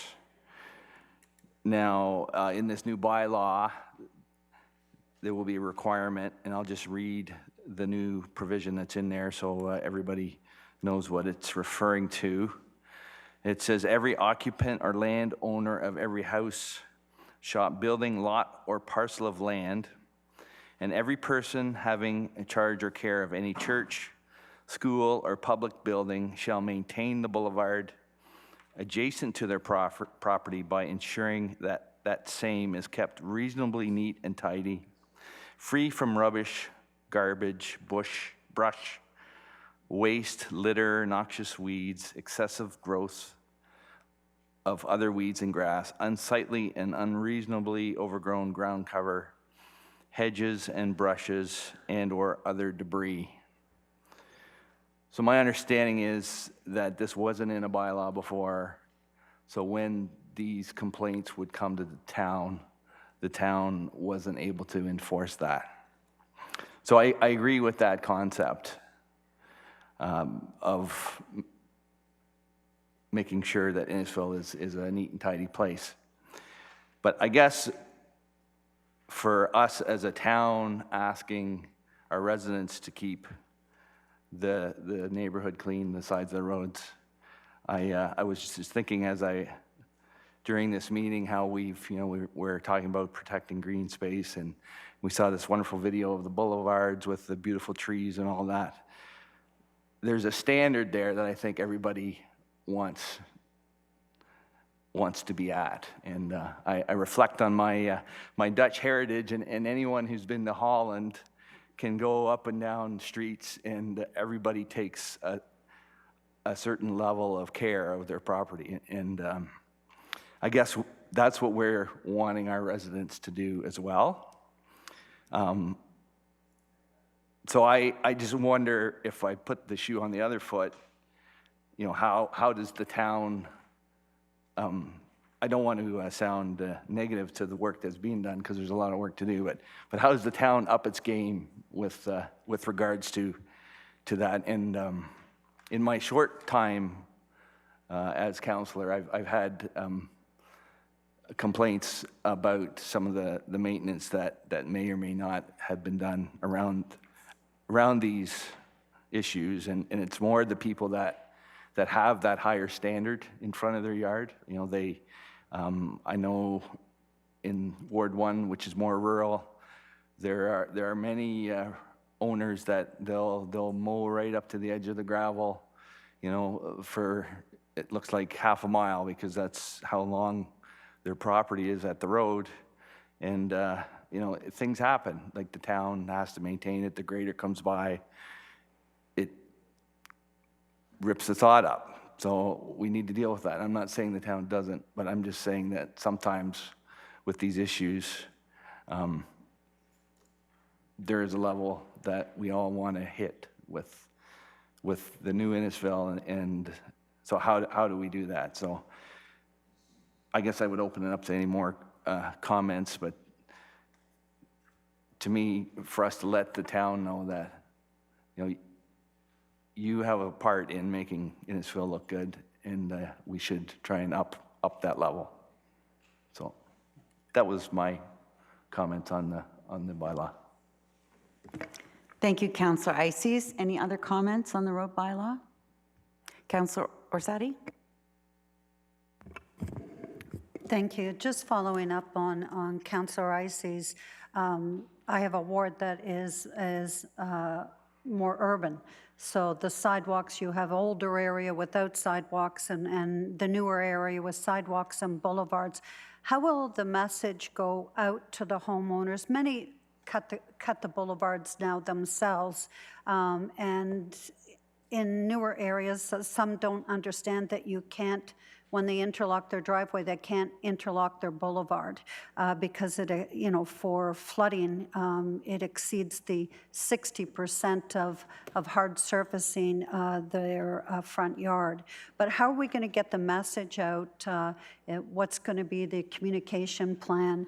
And how will we handle this from a bylaw standard, if residents now complain about their neighbor, that they cut their boulevard and maintain their sidewalk, but their next door neighbor isn't. So I appreciate hearing any thoughts on that. Mr. Inwood? Through you, Madam Chair, to Councillor Sadi, I can assure you that our communications team, Mr. Keogh, has been engaged in, we're developing a communication plan pending the outcome of Council's decisions, where we will reach out and spread the news about the new bylaw and any changes and how it might affect folks. With respect to enforcement, I'll look across the room to Mr. Vickers, see if he wants to weigh in on how he will perform his duties.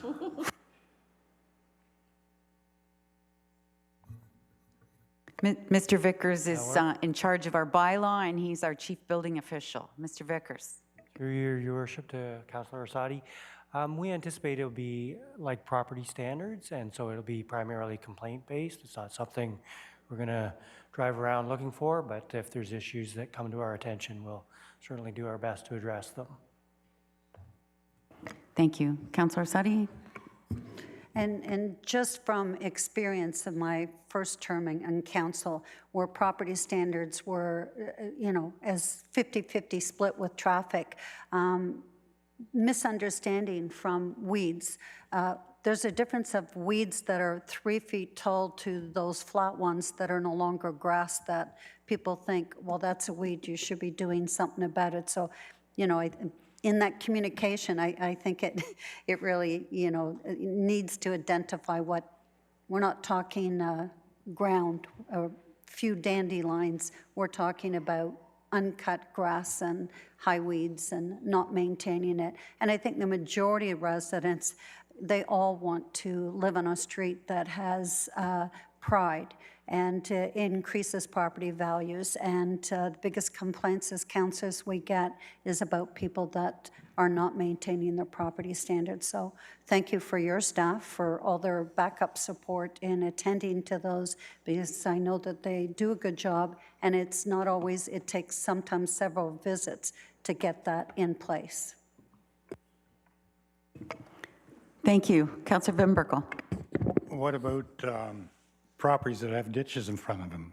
Are they responsible for cutting the grass in the ditches and that? Because one of my main complaints is that the ditches are too steep. People can't cut them. And, and they won't cut them because they lose their lawnmowers in the ditch. So how do we deal with that? Thank you. I think there was the word reasonable in there, but I'll go to Mr. Inwood. Thank you, Your Worship. The bylaw defines boulevards, sidewalks, but doesn't speak specifically to ditches because there are such variations within the ditches. And as everyone knows, well, maybe they don't, but the town staff do perform routine maintenance on ditches as well throughout the year for both weeds and then our ditching program, which is not an annual program, but those areas will be addressed through town resources if it's unreasonable to be maintained by the homeowner.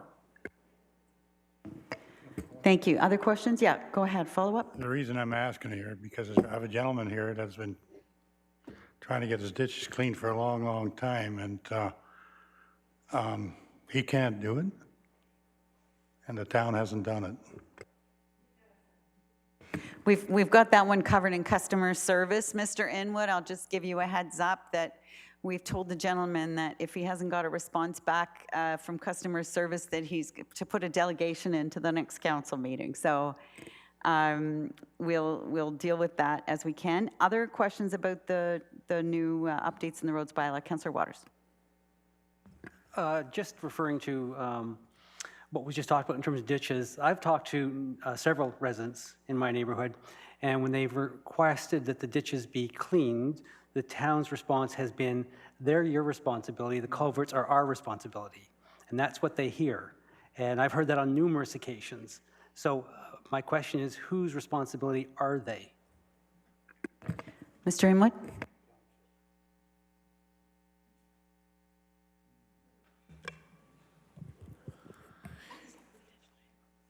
So my dear friend Louise beside me is helping me navigate quickly through the bylaw. So what a boulevard meaning the municipally owned area of the road allowance between the back edge of the curb and the back slope of the ditch line and the private property line. So the ditch, the bottom of ditch to the road will be the responsibility of the town. And you can kick me if I'm wrong, thank you. Culverts, property entrances onto a private property is solely the responsibility of the homeowner. Councillor Waters, I can tell you that I've had 4 calls this week. 2 people very upset because they wanted their ditches cleaned out, and 2 very upset because they got their ditches cleaned out. So I can tell you, it seems to be a no-win that way. But I know that that staff do have a schedule that they work through, and of course they're looking at it not from a perspective of how they look, but how they function, I think, Mr. Inwood. Thank you, Your Worship. You hit the nail on the head there. When we are evaluating ditches in our ditch cleanup program, it's about functionality first and foremost. We know we have some challenged areas within the municipality for water flows, and so our primary focus is to ensure that those ditches are flowing as designed. And our cleanup program is, as I mentioned earlier, this is not an annual program. There's a significant amount of ditches around the municipality. The cycle could be, depending on the location, anywhere from 5 to 10 years before we're back to a site. So we recognize the backlog we're working through, and but we do work through priority areas first. I guess I'm looking for maybe a definition of maintaining the ditches. I think we're discussing, cleaning out the ditches, make sure there's proper flow there. But in terms of manicuring them, cutting the grass, cutting the weeds, that type of stuff, that's what I'm trying to get at. That I get a lot of questions about whose responsibility for maintaining that. Mr. Inwood.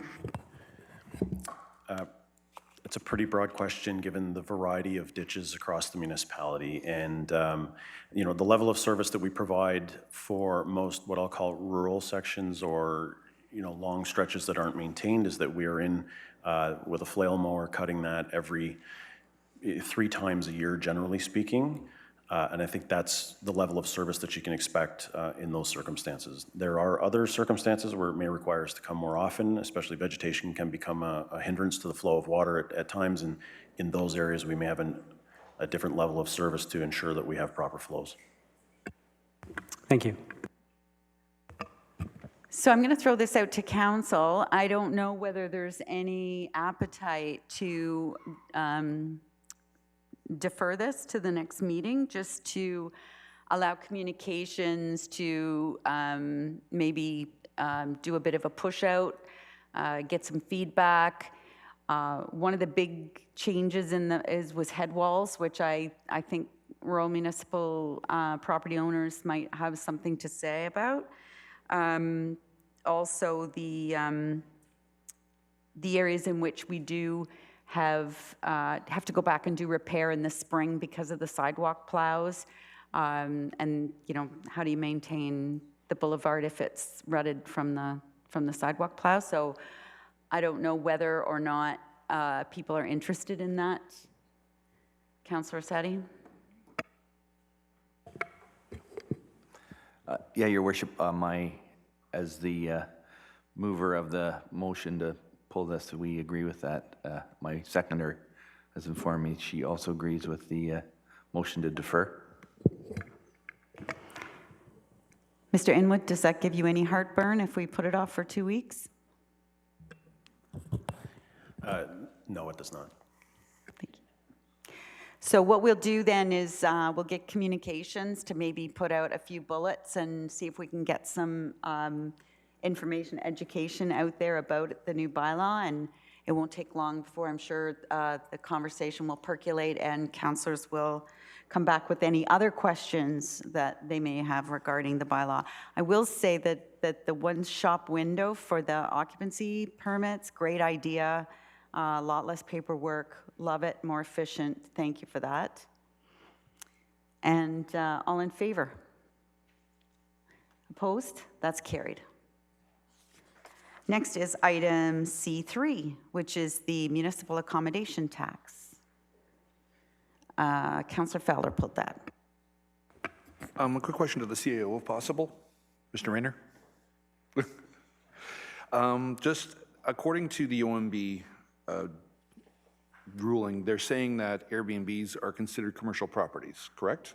This is what we understood in the delegation. Is that I correct? think we could go to our Director of Legal Services, Mr. Parkin. Through your worship, unfortunately, I haven't had an opportunity to review the case, so I wouldn't want to comment prematurely until I've had a chance to review that case and comment on that question, if that's satisfactory. Okay. The reason I'm asking is because if it's considered a commercial property, and it's a residentially zoned area, technically that means the business runs 24 hours a day, correct?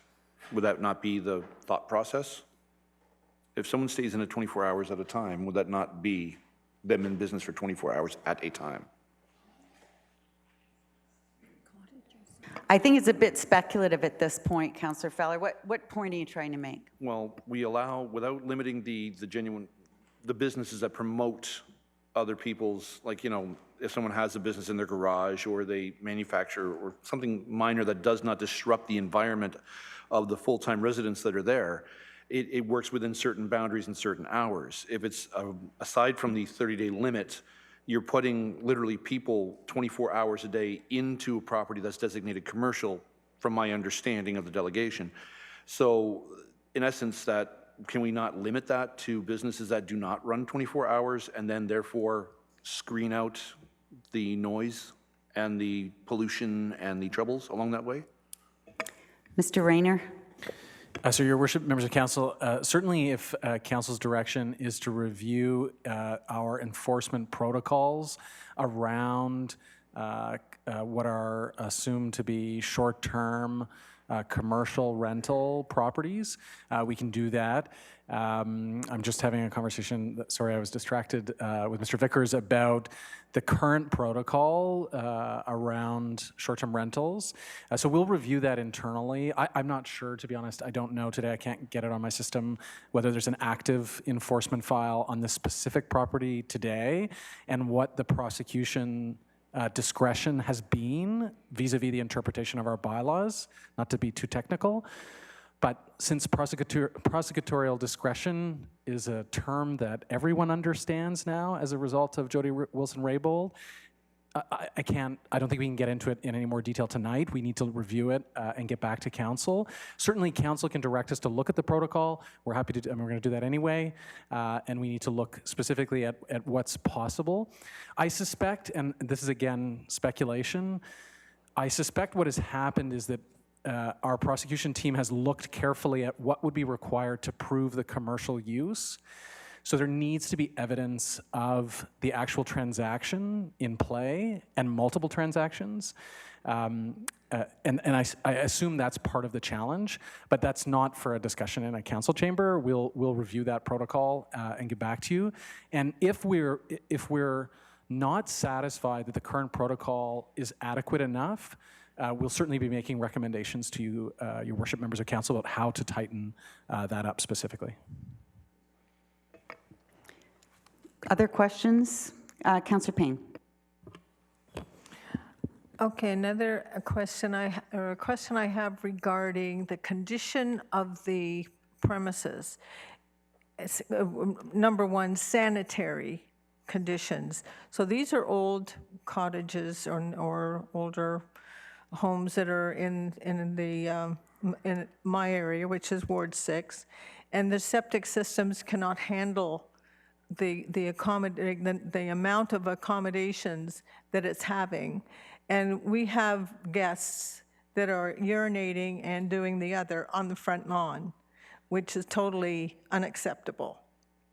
Now, how can we stop that? It has to be stopped. If the house isn't meant to be able to take all these people, then it shouldn't be rented out. So we've really got to fix that somehow. It's just, we can't do that. Mr. Vickers. Through your worship, to Councillor Payne, If we're made aware of the situation, if there's septic failure, we'll be putting an order on the property because that's an unsafe condition. And we have a ongoing septic review process where we're going through the whole municipality and continually finding septic systems that aren't what they need to be and having them remediated. So that's an ongoing process through the community, and I know that's a lot of work, and I think we're looking at 600 or 700 septic systems this year. So we're in our, anyway, that's an ongoing process. If we're aware of a specific property, though, we will certainly attend to it. One of the challenges is, you know, rental versus guests, friends, and that gets to be really, really tricky. And as Mr. Rayner was talking about, the proof of transactions, and it's a complicated situation, very complicated, because we're talking about really residential in residential, which you're layering a commercial level over because it's a residence. It's still residential. And to say that it's not, you know, all my sons and their friends up as opposed to somebody that's renting it, like it's quite tricky. And as the mayor alluded to earlier, there's a challenge across the province at the moment that we're all trying to figure out what the right answer is. Thank you. And I think there is solutions. And I think that I've been around this table for a very long time. And I know enough to know that when we try to fix something, we've got to be careful and do it correctly and accurately so that we don't kill a fly with a sledgehammer. I'll give you an example. Several years ago, we had people complaining that were in fairly intensified, high-density neighborhoods, upset because their neighbors had a fire pit and it was blowing in their daughter's window and their daughter had asthma. And so we fixed the fire. Next thing you know, we've got cottages that have been in town for 50 years that have 200-foot frontages that can't have a fire pit in their front lawn, because we didn't properly, we knee-jerk reacted to the problem and we overfixed it. We then had one time this crazy exotic, we had the police go into this house and get all these exotic animals out of a house. So we passed this exotic bylaw. Next thing you know, it was the mayor at the time, or she maybe was the deputy mayor. Her husband had a bunny hutch on his farm, and we banned that from, you know, being allowed anymore. So it's not just, you know, bam, we're gonna snap and fix this. We're gonna fix it, but you've gotta make sure you're fixing what needs to be fixed and not fixing something and creating a dominoes and 100 more problems. We've had, you know, for hundreds of years, people with cottages here who, for, you know, a week, maybe a weekend, I don't know, rented them out to a friend or a family member. Maybe they put an ad in the newspaper because there certainly wasn't B&B then. And I would argue that there's even people who use B&B that do it respectfully in every municipality in Canada and places around the world. I had a friend who just came back from Austria who used B&B in Austria. So I don't think this whole thing that everybody who uses Airbnb are horrible monsters and crazy party drunks is appropriate. I think there is a segment of that, and I think those people who take their homes, and there's people who put that home in a business and they do it just for that, and we have to fix those. But we have to fix those precisely so it doesn't, we don't have a council chamber full of people saying, yeah, but now there's this unintended consequences that came out of you fixing that issue. So I have would like to make an amendment to this recommendation. First thing, I think that the work from economic development to put that tax on is a good thing. But I would think that staff should be come back with recommendations to deal with the problems that have surfaced associated with short-term accommodation in Innisfil. Moved by Councillor Nicol. Or we already get a mover and a seconder, so I'd be making a friendly amendment if the councillor would take it. Your Worship, sorry, Your Worship, we just didn't catch a seconder for the original motion, if we had one. But before, I'm asking if you'd agree with the amendment, that we're directing that staff be directed to report back to council with pros recommendations to deal with problem short-term accommodation.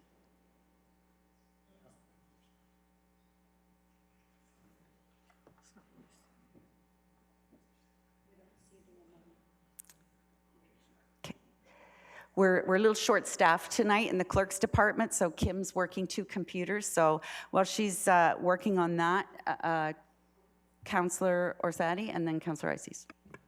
Thank you. Just while they're bringing that up, I dealt with the issues of Airbnb complaints in my ward. So, and how we handled it was we just kept battling, hammering them with bylaw. So it was the noise, it was the barbecues, it was the garbage, it was the parking, and every time that homeowner was getting a fine.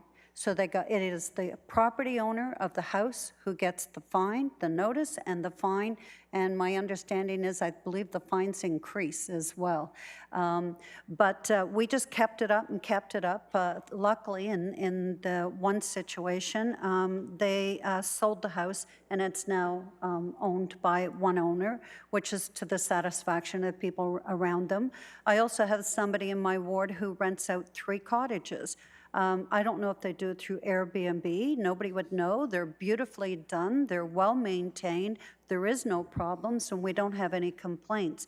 So whether they just rent them out on a regular basis to 2 friends or how they do it, I don't know, but I've never received a complaint on it or a bylaw going out. I have a friend, 2 friends on lakes in Ontario, just close by.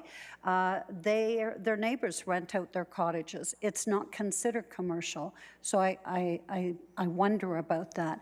I certainly would be interested because I live on one of the streets in Innisfil, down near the lake, that is still on septic, and how I would like to hear in a report from staff how they would handle this addressing Airbnb on septic properties and the constraints on the environment and the water that could be considered. So how would they handle that?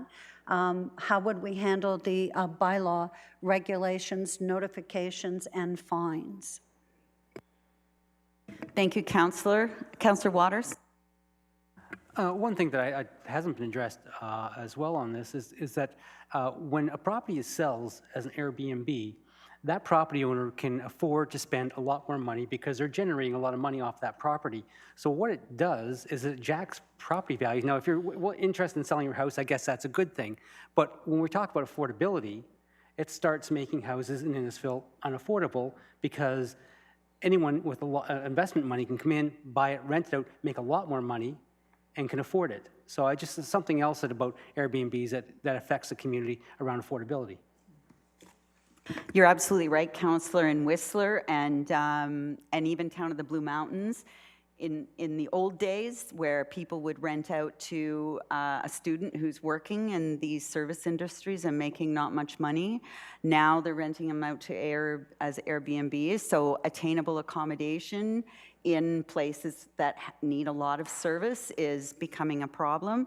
I know the City of Barrie's also dealing with this, slightly different, but a very chronic issue around Georgian College, where again, people are going in, buying homes, putting 10 kids and 3 and 4 people in a basement, that sort of thing. So they're also dealing with a lot of issues about neighborhoods being destroyed and parties and so on. So it's not that there isn't a lot out there that we can work with, and I think we'll leave it with staff to come back with some very good and solid advice for us to move forward to get rid of the ones that are a nuisance to their neighbors.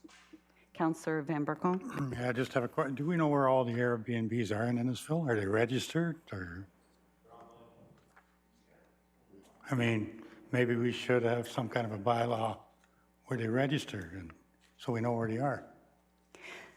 Thank you. So with the tax, that's part of it, though, so that's part of what I know this that. report will That's do. why, you know. Yeah. Anyone else? Okay, and did we get a mover and a seconder on this? We did, didn't we? Councillor Sadi, you seconded that? So all in favor of the...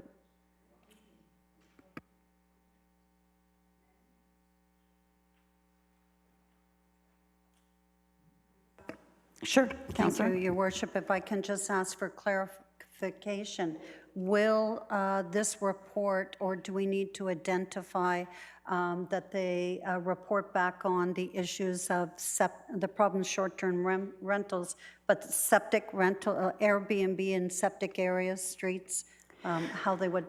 So I think we could add that but I wouldn't specify just Airbnb because there's so many different platforms. You want to capture them all because they'll just move to another platform and put their house on there. So including but not limited to septic systems, issues with septic systems.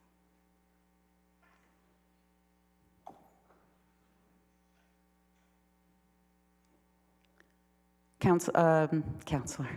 Mr. Rayner? Your Worship, members of council, I just wanted to add that if there are any members of the public who have specific addresses that have not notified customer service of those concerns, even if council members or specific staff members have been advised, one of the advantages of going through our customer service system is that we track systemic issues. And so, for example, if customer service was advised of a septic concern with rentals, it would take me 30 seconds to pull up, and I would know exactly where those places are and how many we have. But if it doesn't go through the system, we are manually tracking this, and the days of paper and napkins are over. GIS and data is here. Thank you. Thank you. Yeah, thanks. Our MORE system tracks every complaint against a house, so that's very good advice to make sure that you go through our customer service. Okay, now, have we read it? Are we satisfied with the wording, Councillor? Yes, I just want to make mention to the public and those watching that this does not, mean that we agree with the report or that we're agreeing to Airbnb, but what we are agreeing to is that staff provide further investigation and a report back on council for us to then decide on how we will vote. So, Councillor, just to be clear, if you're saying that we are agreeing with the report, that staff is telling them to research implementing this tax. But you're also asking them to come back with a report on how to fix the problems.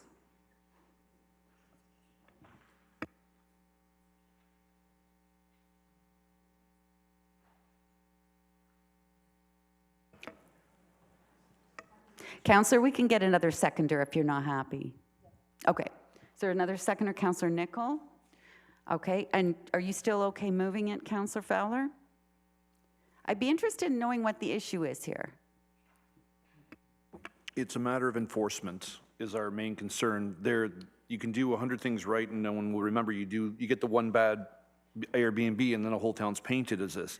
And there are locations in Innisfil where we have consistent Airbnbs where there is the garbage, there is the noise pollution, there is the drug use, there is all these things that are taking over our town.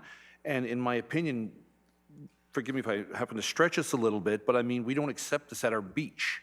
We've increased enforcement at Innisfil Beach Park for people who do not live in town, who come in and abuse the lands, which the residents who pay the taxes and the residents who live here 365 days a year, they don't respect them, they don't respect the land, they come in, they do as they wish, and they just leave the mess behind. This is not something that I want Innisfil to be known for. It bothers me on a very... So what are you suggesting as an amendment to the recommendation? So you want to put limited to properties with septic systems and to include enforcement options? Yes, I would prefer some enforcement options, yes. I would Okay. let's give us some teeth into actually taking care of our own, as opposed to taking care of people. Thank you. That'll be part of the motion. So anyone else have any?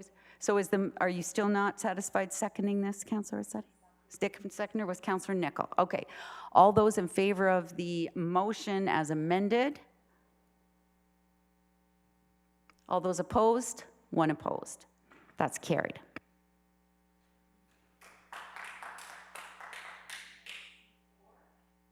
Item C4, and that was Councillor Fowler.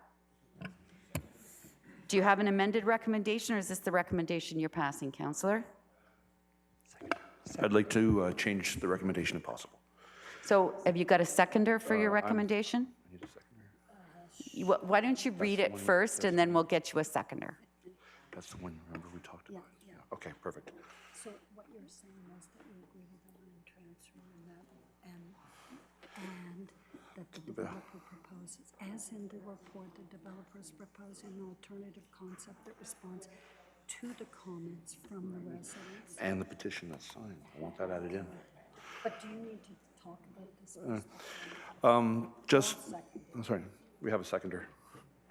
Thank you. And has staff got this recommendation, amendment? No? No, I'm just something, Okay. with the land transfer, if we accept. No, so what you need to do is read the recommendation to the clerk's office so they can put it up on the screen, and then we can have conversation about it. That the council support the land exchange proposal generally in accordance with attachment 1 for future consideration of planning applications, and the developer propose an alternative development concept that responds to the comments read both in the September 2018 meeting and the 2019 petition. Have you got it in writing you can provide to the clerk? All right, I can make it needed for you if you like.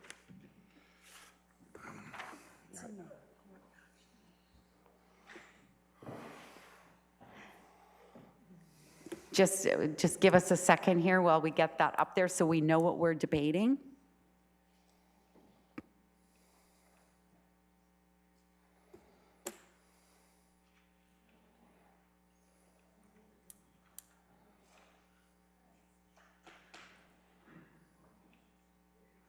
Bear with us, people. Democracy is a little bit messy sometimes.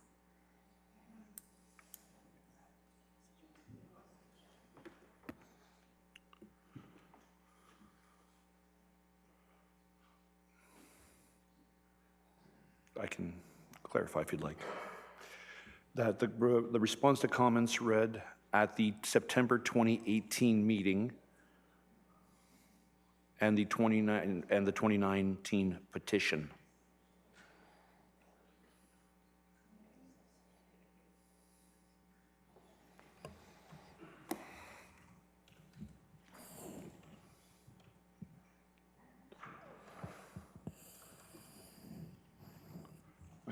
Thank you.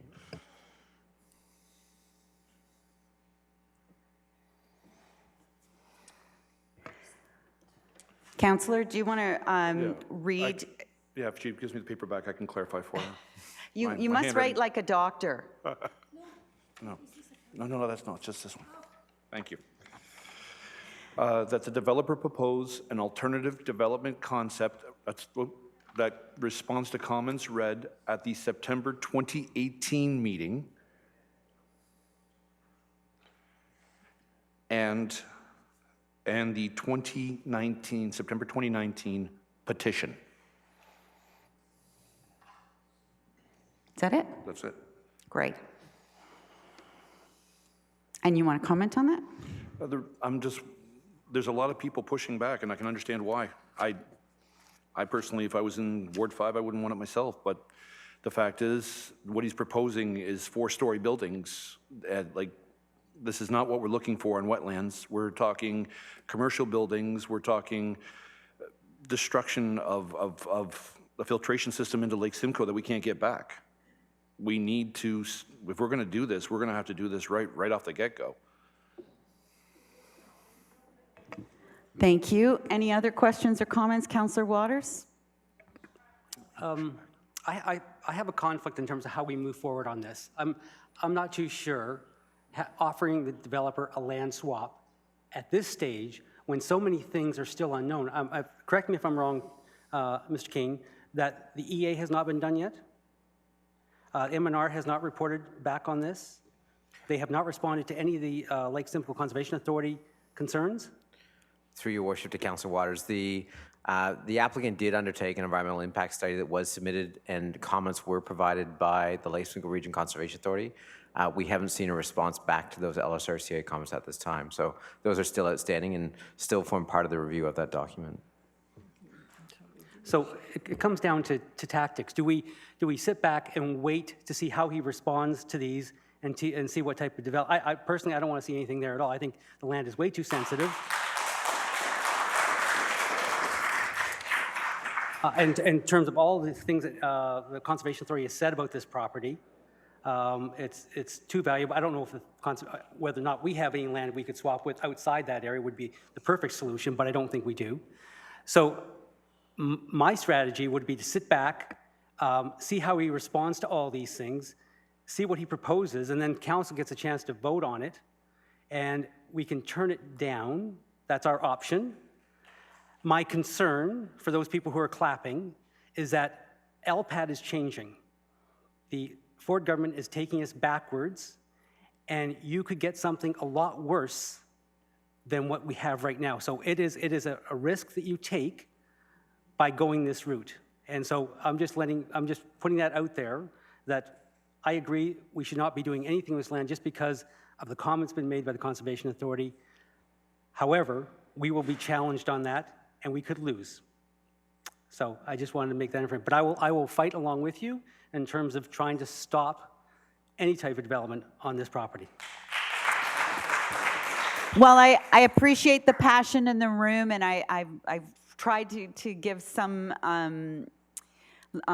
leverage tonight. I would ask if you could refrain from applause just so everybody can hear. This is an important debate, and everybody needs to hear each other, and so thank you for that. Anyone else who wants to speak to the recommendation that's on the floor? Councillor Ices. Thank you, Your Worship. I'm wondering if I could get maybe an update of the process. Being new to council, I know when these developments are proposed, there's a lot of public meetings. We've had a few. Like, how many more are there? Like, where are we in the steps that we need to take to get this to a point where council actually votes on the whole package and not just this part of it? Mr. Kane, can you start back with the minutes of settlement and maybe just give us a little walk through? The presenter did a wonderful job of that, but maybe just give us a bit of a refresh. Certainly, Your Worship, through to Councillor Ices. I just want to preface my comments and the application, not the application, and the report tonight, that this isn't to make a decision on the merits of the planning application. You know, to Councillor Ices' credit, you're completely correct. This isn't what this meeting is about. So, you know, the planning application itself is the result of an OMB decision regarding our 2006 official plan and the minutes of settlement that were approved as part of that process that designated this land as future urban. And that designation wasn't a blanket approval. That designation did speak to future planning applications confirming things like the environment and servicing and traffic and all those other things, which is what the application is, the planning applications are before you currently. So those applications came forward last year. We had a public meeting in September 2018, as that date is correct up on the screen there. You know, presenting those applications, not making any decisions, again, circulating those applications and the justification documents associated with those applications, you know, for staff to consider as well as council and for the public. So that was undertaken. We received, you know, quite a few public comments at that meeting. There's a lot of council comments at that meeting, and those have been summarized and circulated back to the developer. We're currently waiting for responses to those comments, and 2 comments that have been received as part of studies like the response from LSRCA to see what will result in changes potentially to that planning application and that project that was presented back in 2018. So fast forward to now, to facilitate that process and to have the developer look at potentially other options on that site that may help respond to the significant comments and community interest in this file. The idea of this report was to give in principle support, conditional support, for a land exchange pending the acceptability of any future planning application, so that before the developer went ahead and it's going to be tens of thousands of dollars to amend the proposal, before there's significant resources spent on that, is to let them know that this may be an option if the planning application is successful. So the resolution tonight isn't exchanging land by any means. What it's saying is, council's open to the idea of a land exchange pending, your acceptance of all these other matters associated with that existing planning application. So after tonight, if we were to receive an amended proposal by that applicant, given the community interest in that application, that would be coming back, for another public meeting before this council. The council and public would have opportunities to voice further comments about that amended application. And then following that, we would come back with a recommendation report to council based on that revised concept, the planning policies that are in play, and the responses that have been made to the issues presented. Follow-up, yes. Thank you, Councillor. Thank you, Your Worship. So will there be another public meeting before this gets to council again to decide finally? If the application were not to change, the next report to council would be a recommendation report. I don't think that that's the case, given that we're having these discussions and the request has come through from the applicant. So on that basis, I suspect that we will see an amended application. And that application, if it's minor tweaks, where it's a difference of, a couple of dwelling units and a slight realignment of road, that type of thing wouldn't typically trigger a public meeting. But certainly anything more significant, and certainly anything involving a land swap, would, in my experience in this chamber, generate enough of a reason to come back and hear from the public and hear from council again, particularly from new council as well. Go ahead, Councillor. So I guess when I read this motion, there's a little bit of confusion in my mind, because we're staff has asked us to deal with this in kind of in isolation, saying multiple times that there are a whole lot of other boxes that we need to check. I'm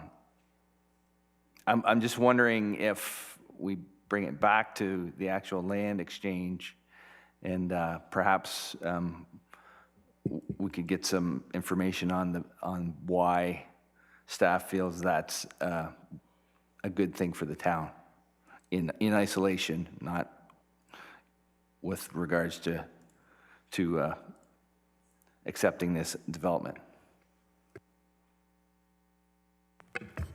Mr. Kane?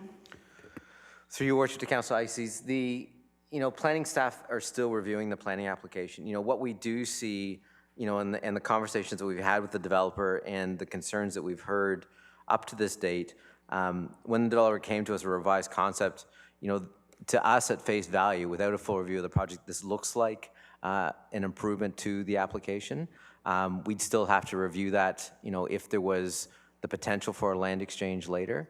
But based on the comments that we've heard and the areas in play, we think this is, potentially has an improvement to the application, and therefore we don't necessarily want to squash it, without, if there is a land exchange possible pending everyone's acceptance on council of this application, we wouldn't want to squish the ideas of the developer trying to come up with options to respond to those public comments. So it's trying to keep those options open and by no means backing council into a position where they'd be forced to approve planning applications later. It's simply to give the developer some flexibility to help address some of those concerns that were heard, knowing full well that a full review of that application would still be pending, subject to council's approval.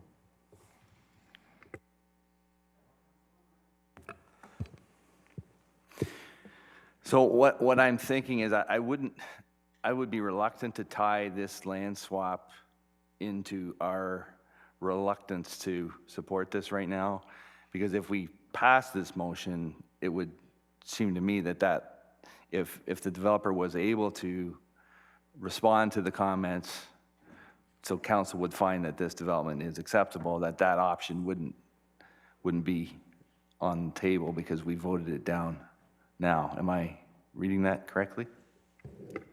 Through your worship to council, sorry, can you just clarify that point? Because this motion is on a very specific part of the application, and there's all these other concerns that could be changed. So with those changes being acceptable, if possible, do council passing this motion, does that negate that land swap from being possible by passing this motion, if in the end of it all, council finds it generally acceptable to pass this? Is that clear? Yes, it is. Thank you. So through your worship to council, I see. So I think just to repeat the question, I think the question was that, if council decides not to give conditional support to a land swap tonight, does that preclude the developer from coming back with a creative solution later and council making that decision at that point in time? The short answer is no. Council could, basically defer this tonight or park this for tonight. To Councillor Waters' point, wait to see what some of those comments are, and then decide if they want to subscribe, to the possibility of a potential land exchange. So, all it does do is, without the developer having some certainty there in terms of whether the land swap's possible, it may result in time and expenses that would otherwise not have to be spent on that application. But to your question, Councillor Ices, this decision can be made at another time. Councillor Waters. Personally, that's why I prefer to defer this to another time. I think it allows us to find out all the other issues that are related to this property. My concern that if we did the land swap, he's got a box to work within, and he'll work to maximize that box. Not knowing where his box is, he will take seriously the issues that everyone has raised and come back to us with hopefully a more reasonable plan. Hopefully he'll pack up his bags and go home. I'm not too sure, but I doubt that will happen. But I think it provides, I think, some more flexibility for us if we sit back and wait a little bit longer just to hear what the other issues are and how he responds to them. Because right now, he hasn't responded to the LCRCA, and it was in January when he got those comments. So it's 9 months later, and we still haven't heard from him. So I think it'd be better to wait, defer this item to another time, and see how it comes back at that time. Thank you. Just before you get a second to defer, because then it'll be on the motion to defer, I just wanted to make a couple of comments on just to manage expectations. Mr. Kane, so if this council said, nope, go away, we're not approving anything, what do you perceive, based on your years of experience as a town planner with the designation of future urban, what do you believe would happen next? So, Mayor Dolan, sorry. I have been sitting here for a while. So if you said no to the land swap tonight, then in my experience, that developer would be forced to work in the box that they have. To Councillor Waters' point. Sorry, can I just stop you there? Sure. No, I'm wanting you to let the people, I'm worried we're giving people the expectation that we can say no and the land will stay the way it is forever. And I just want them to understand, if we said no, if we just took this, no, nothing, To the no planning application, development sorry? anywhere, no land swap, no development on the current land, you know, what would the developer's process be? So if council were to make a decision not to approve the planning applications on this property with or without staff's recommendation, you know, we've heard tonight from a member of council that there is, you know, a new but old LPAT appeal process. That application could be appealed to the board, depending on what the applicant thought the strength of their position was. And LPAT would consider things like that future urban designation and the studies that were involved, you know, the peer reviews of that study, public comments, council position, and more importantly, the planning policies in place. So it would be up to the board then to make that decision with the town there representing council's decision on that application and waiting to see what that board decision would be. The fact that it's already in the settlement boundary, you know, speaks to some form of development, you know, quite likely potentially happening on there. You know, what that final form would look like, you know, could be determined by LPAT at that later date. Thank you. Yes, so that, I guess, to Councillor Waters' point earlier, sometimes best the devil you know than the devil you don't, because if a chairman of LPAT or OMB makes that decision is non-appealable, and it is what it is. And so I'm just putting it out there because I wouldn't want people to leave with the expectation that there won't be this a potential battle in the future. And you know, with the LPAT system, there was, you know, a more it was I would call it a more fair battleground between municipalities and the developer. But now I would suggest, you know, it is going back to a more pro-development regime. Mr. Kane, and then Mr. Waters. Just to follow up, Your Worship, you know, part of the rationale for presenting this report tonight is to, you know, is to try and avoid that battleground and give us most certainty the process as we can. So, you know, by identifying potential options, you know, like the potential for a conditional land exchange, was just to, you know, try and reduce the possibility of that future battle and see if there was an in-between solution for development on this site. So I just wanted to add that to the conversation. Sorry, I know I said you could go next, but I just have one other little quick point to make, and that's about timing. So we currently have no wastewater capacity left, and we've got to build an expansion to our wastewater facility. So given that it's going to, what's a perceived timeline before a shovel would ever go in the ground on this project? I'll rub my crystal ball and try and remember the matrices that we have with all the sewage allocation numbers. But essentially, because this isn't draft plan approved yet, and because allocation hasn't been granted on this project yet, the earliest that this project could expect to have allocation would be approximately 4 years away when that plant expansion was online. So, you know, you may see shovels in the ground before that, but you wouldn't see development on the site inside of 4 years. Thank you. Councillor Waters. Well, I want to thank the mayor for mentioning that again, that, you know, that with the new LPAT, we take the risk of losing more land than we currently have now. So I just wanted to make sure that everyone is well aware of that. I think it's a good thing. Sometimes, in this case, we're sometimes not in charge of our own house, and LPAT can overrule us, and they probably will. But I think there's going to be enough things come up that we still don't know about that will give us a stronger argument in that process. I think in reading what the LCRCA says that there are too many issues around water, wildlife, that are going to make development on this property difficult, and the developer is going to have a hard time making a sound argument to win that case. So I stand by deferring it till we find out more information, and I think it will strengthen our argument and there's nothing wrong with having a conversation with the developer saying, yes, you know, we're always open to a land swap, but we want to find out exactly what cards we hold. Thank you. Do you have a seconder for that deferral, Councillor Nicol? Okay, so the motion, any further discussion on the motion to defer? Councillor Asadi. Just prior to the deferral, just because I was the seconder for Councillor Fowler, just, you know, in the quick discussion that we were having as he was putting this up, the thoughts behind this was that he wanted to make sure that in moving forward, and this is also in the report, this comment, that anything that happens in the future, that the developer works with alternative solutions that respond to the concerns, that respond to the comments made by the residents in the previous meetings, in their petitions, and today, because it is important.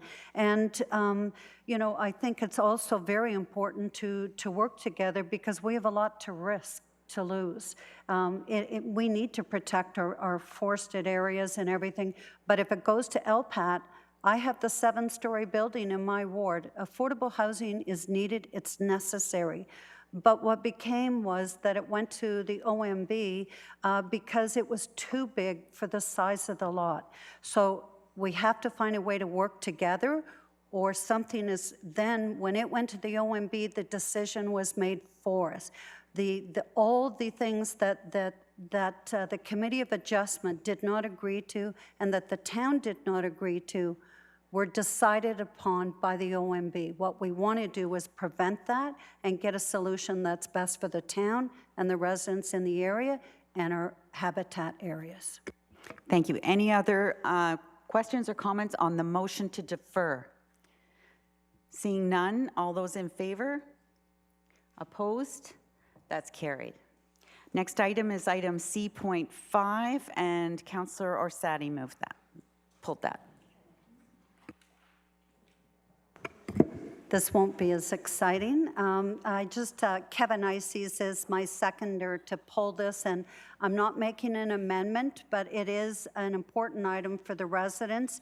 And I just wanted to share that in the school and traffic safety meeting that we held just last night, the committee discussed this over and over again. This item has gone to the committee in the previous term of council and this one. Staff have looked at solutions for stop signs, my request for intersection lights, and all of the studies and the traffic reports did not warrant it. However, we still have concerns. Staff then hired outside consultants to study it as well, and South Simcoe Police and the other consultants all agreed that the intersection at St. John's and the 7th line does not warrant a stop sign or intersection lights. However, what the committee did recommend is that staff address a more aggressive vegetation trimming and or removal to address the sight lines and solutions to those at that intersection. And Ms. Jenkins, if I can just ask you, and I probably should have when it was about the 7th line works that we're doing there, and you talked about the walkways and trails that will be on the north side of the 7th line that go from the 20th down to St. John's, I believe, to the lake. Will that also address the sight lines of that intersection? Because you're going to have to look at the trails and the sidewalks there. If you could just respond to that, thank you. Ms. Jenkins? Through your worship to Councillor Orsatti, we will be looking at that intersection and all of the amenities that are being added up to that point and how they're going to impact sightlines through that intersection as part of the detailed design. We are also going to look at more aggressive ways to deal with the vegetation in those areas. We have been sending our operations crews out there quite frequently to try and keep up with the trimming of the vegetation. Which does allow us to maintain proper sightlines when the vegetation is trimmed. That being said, we're looking at alternatives to mitigate that long term. Thank you. And will you come back to the school and traffic safety with an update on that so that we can include that in our report to council? Through your worship, yes, we could provide an update to the committee. Thank you, Ms. Jenkins. I can hear you, but I can't see you. I know you're there. So you had a seconder, did you not? Oh, another, sorry, Councillor Waters and then Councillor Van Berkel. Thank you, Your Worship. Just a few questions. The numbers that are showing on St. John's are not that far off the requirements for a stop sign, if I'm not correct. And when I was looking at numbers, and I might be reading the numbers wrong, but they don't seem to be that far off the requirements for a stop sign. The second point I wanted to make was that when there's a reference to a study in the States saying that too many stop signs interfere with the flow of traffic. And I could see what they're talking about. But on St. John's, I went down and I drove. There's no stop sign. That would be the only stop sign. Like I drove all the way down to the 6th or 5th line, and there was no other stop sign. So it's not that there's abundance of stop signs all the way along. It's only one. So I'm not too sure what the impact truly would be on the flow of traffic with only one stop sign. It is on a bit of a curve. I did notice that the trees and brush had been cut back, so the sight lines were much better than they have been in the past. So that was good. I felt a little more comfortable with that. But I think that study is a bit misleading because it refers to many stop signs on a road as opposed to one that we're talking about here. And I think the numbers are relatively close to warranting a stop sign. Am I correct or incorrect? Ms. Jenkins. Through your worship to Councillor Waters, the numbers maybe, I wouldn't call them close to meeting the warrant because there definitely is a way higher traffic volume on St. John's than on 7th. And what happens when you have an unbalanced traffic pattern where you have a lot more traffic using one road and the side road having way less traffic is that it doesn't meet the warrants for the always stop because you're basically preventing the flow of traffic from the natural flow of traffic that happens on St. John's and putting in an unanticipated stop sign, which can actually create more accidents because, as you mentioned, most of St. John's does not have stop signs. So when this unanticipated stop sign comes about on a more major road than 7th line, then what you end up having, people braking really quickly to stop at that intersection because it was unanticipated, and that actually can create more collisions. So, based on best practice and based on our external engineers' analysis, the always stop can actually create more safety problems than alleviate it, and it doesn't meet the warrants because the traffic flows on St. John's are much higher than the 7th. Thank you. Any other questions or comments? Seeing none, all those in favor of the recommendation? Councillor Feller, are you voting opposed? Okay, so all those in favor, hands up. All those opposed? 2 opposed. That carries. Thank you very much. And now we the RISE recommendation. So mover and a seconder for the RISE recommendation. Councillor Nicol, Councillor Van Berkel. All those in favor?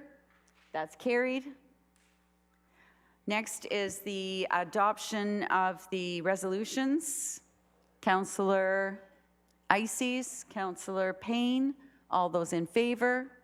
Those opposed? That's carried. Announcements. Any announcements from the members of council? None? I have one, and that was just to remind people about the flag raising that's happening on October the 1st, and also the Innisfil 2020, the Innisfil stories, the Innisfil 200 stories that's happening You must have all got a little postcard this week, so encourage people to get involved with Innisfil 2020 and get your stories in to Ms. Weiss. If you do not, she will hound you, I guarantee it. But, so those are my announcements for today. And next is the confirming bylaw. So moved by Councillor Van Berkel and seconded by Councillor Payne. All those in favor? That's carried. Oh, I was remiss in asking staff if there was any announcements from staff for the good of the municipality. Mr. Rayner? Nothing? Okay. Then adjournment, Councillor Nickel, Councillor Waters, all those in favor? That's carried. Thanks, everyone, and thanks for those watching online. And we'll be back here again in 2 weeks. Thank you.